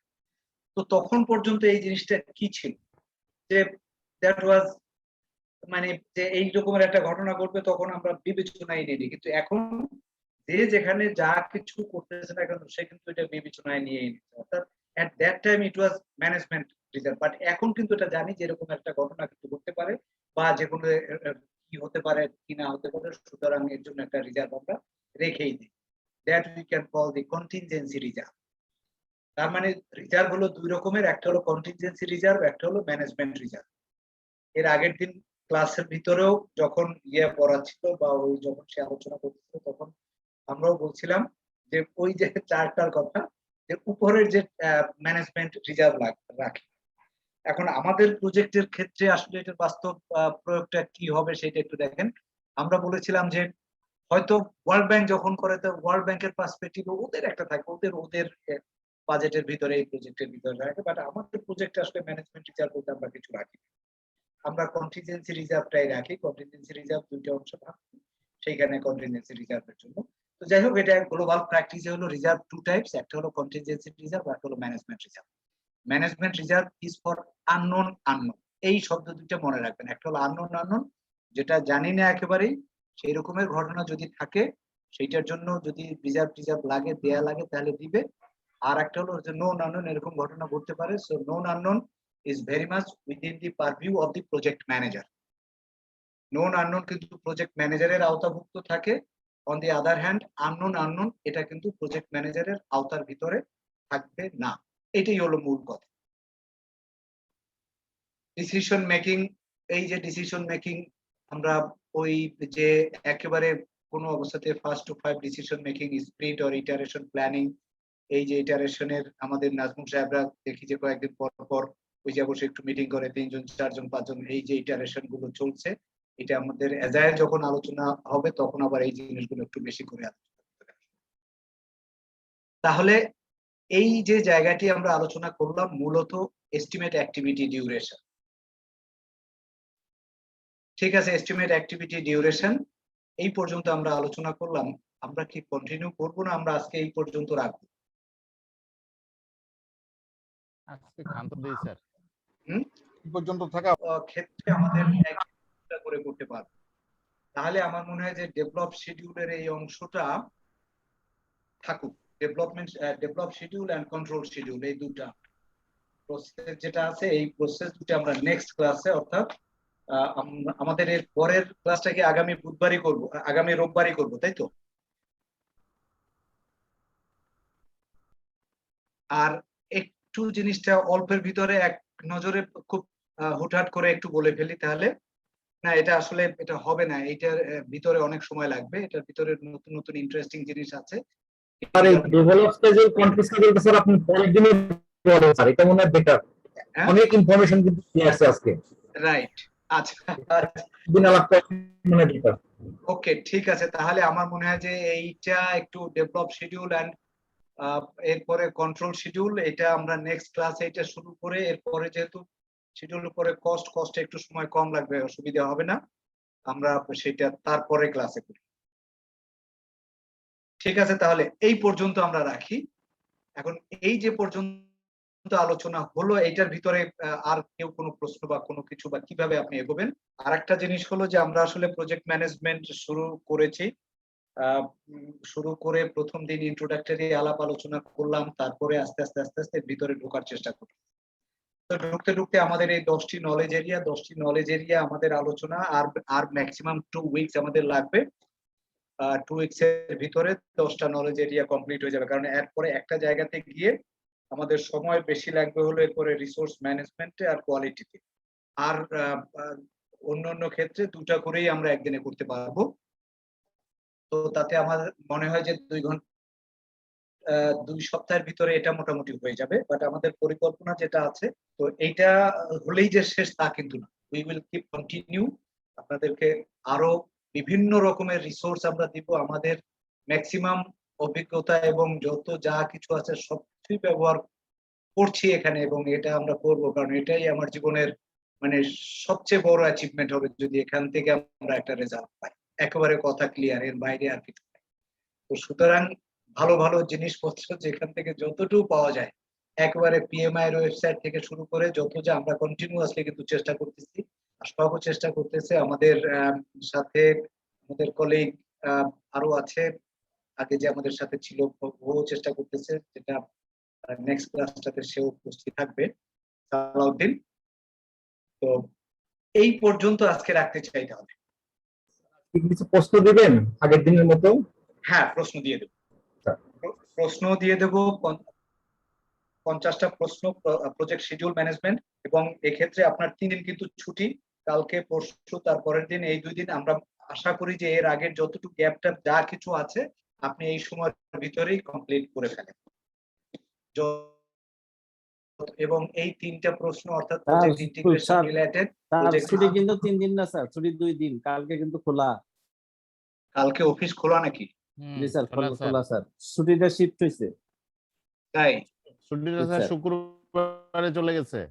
ও তাহলে তো দেখেন এই যে আমাদের একটা গ্যাপ ছিল, ঠিক আছে তাহলে তো ভালোই হলো, তাহলে তো কালকে ক্লাস আছে, কালকে অফিস আছে, তাহলে আর অসুবিধা নেই। ঠিক আছে তাহলে এই পর্যন্তই রইলো। আমরা শিডিউল ম্যানেজমেন্ট আমরা এই পর্যন্ত রাখি। নেক্সট ক্লাসে আমাদের আর maximum 15 to 20 minutes still take, যদি এরপর এক্সারসাইজ কিছু করি তাহলেও একটু সময় লাগবে। Anyway the next day we will take half an hour, then we will continue discussion on project cost management, এবং আশা করি যে ওই দিন কস্ট ম্যানেজমেন্ট আমরা করে ফেলবো। ওকে, সো ডিয়ার কলিগস, আমি যখন যেটা যে সমস্ত ইনপুট যেগুলো পাই সাথে সাথে সিস্টেমে দেই, আমরা আশা করি যে আপনিও সিস্টেমের ভিতরে ঢুকবেন এবং সেখান থেকে তথ্যপত্র যেগুলো দেওয়া আছে একটু একটু সময় বের করে আমাদের যথেষ্ট পরিশ্রম এবং খুব ব্যস্ততার ভিতরেও তারপরও এটা আমাদের অর্জন করতে হবে, এটা হলো আমাদের একটা কাজ।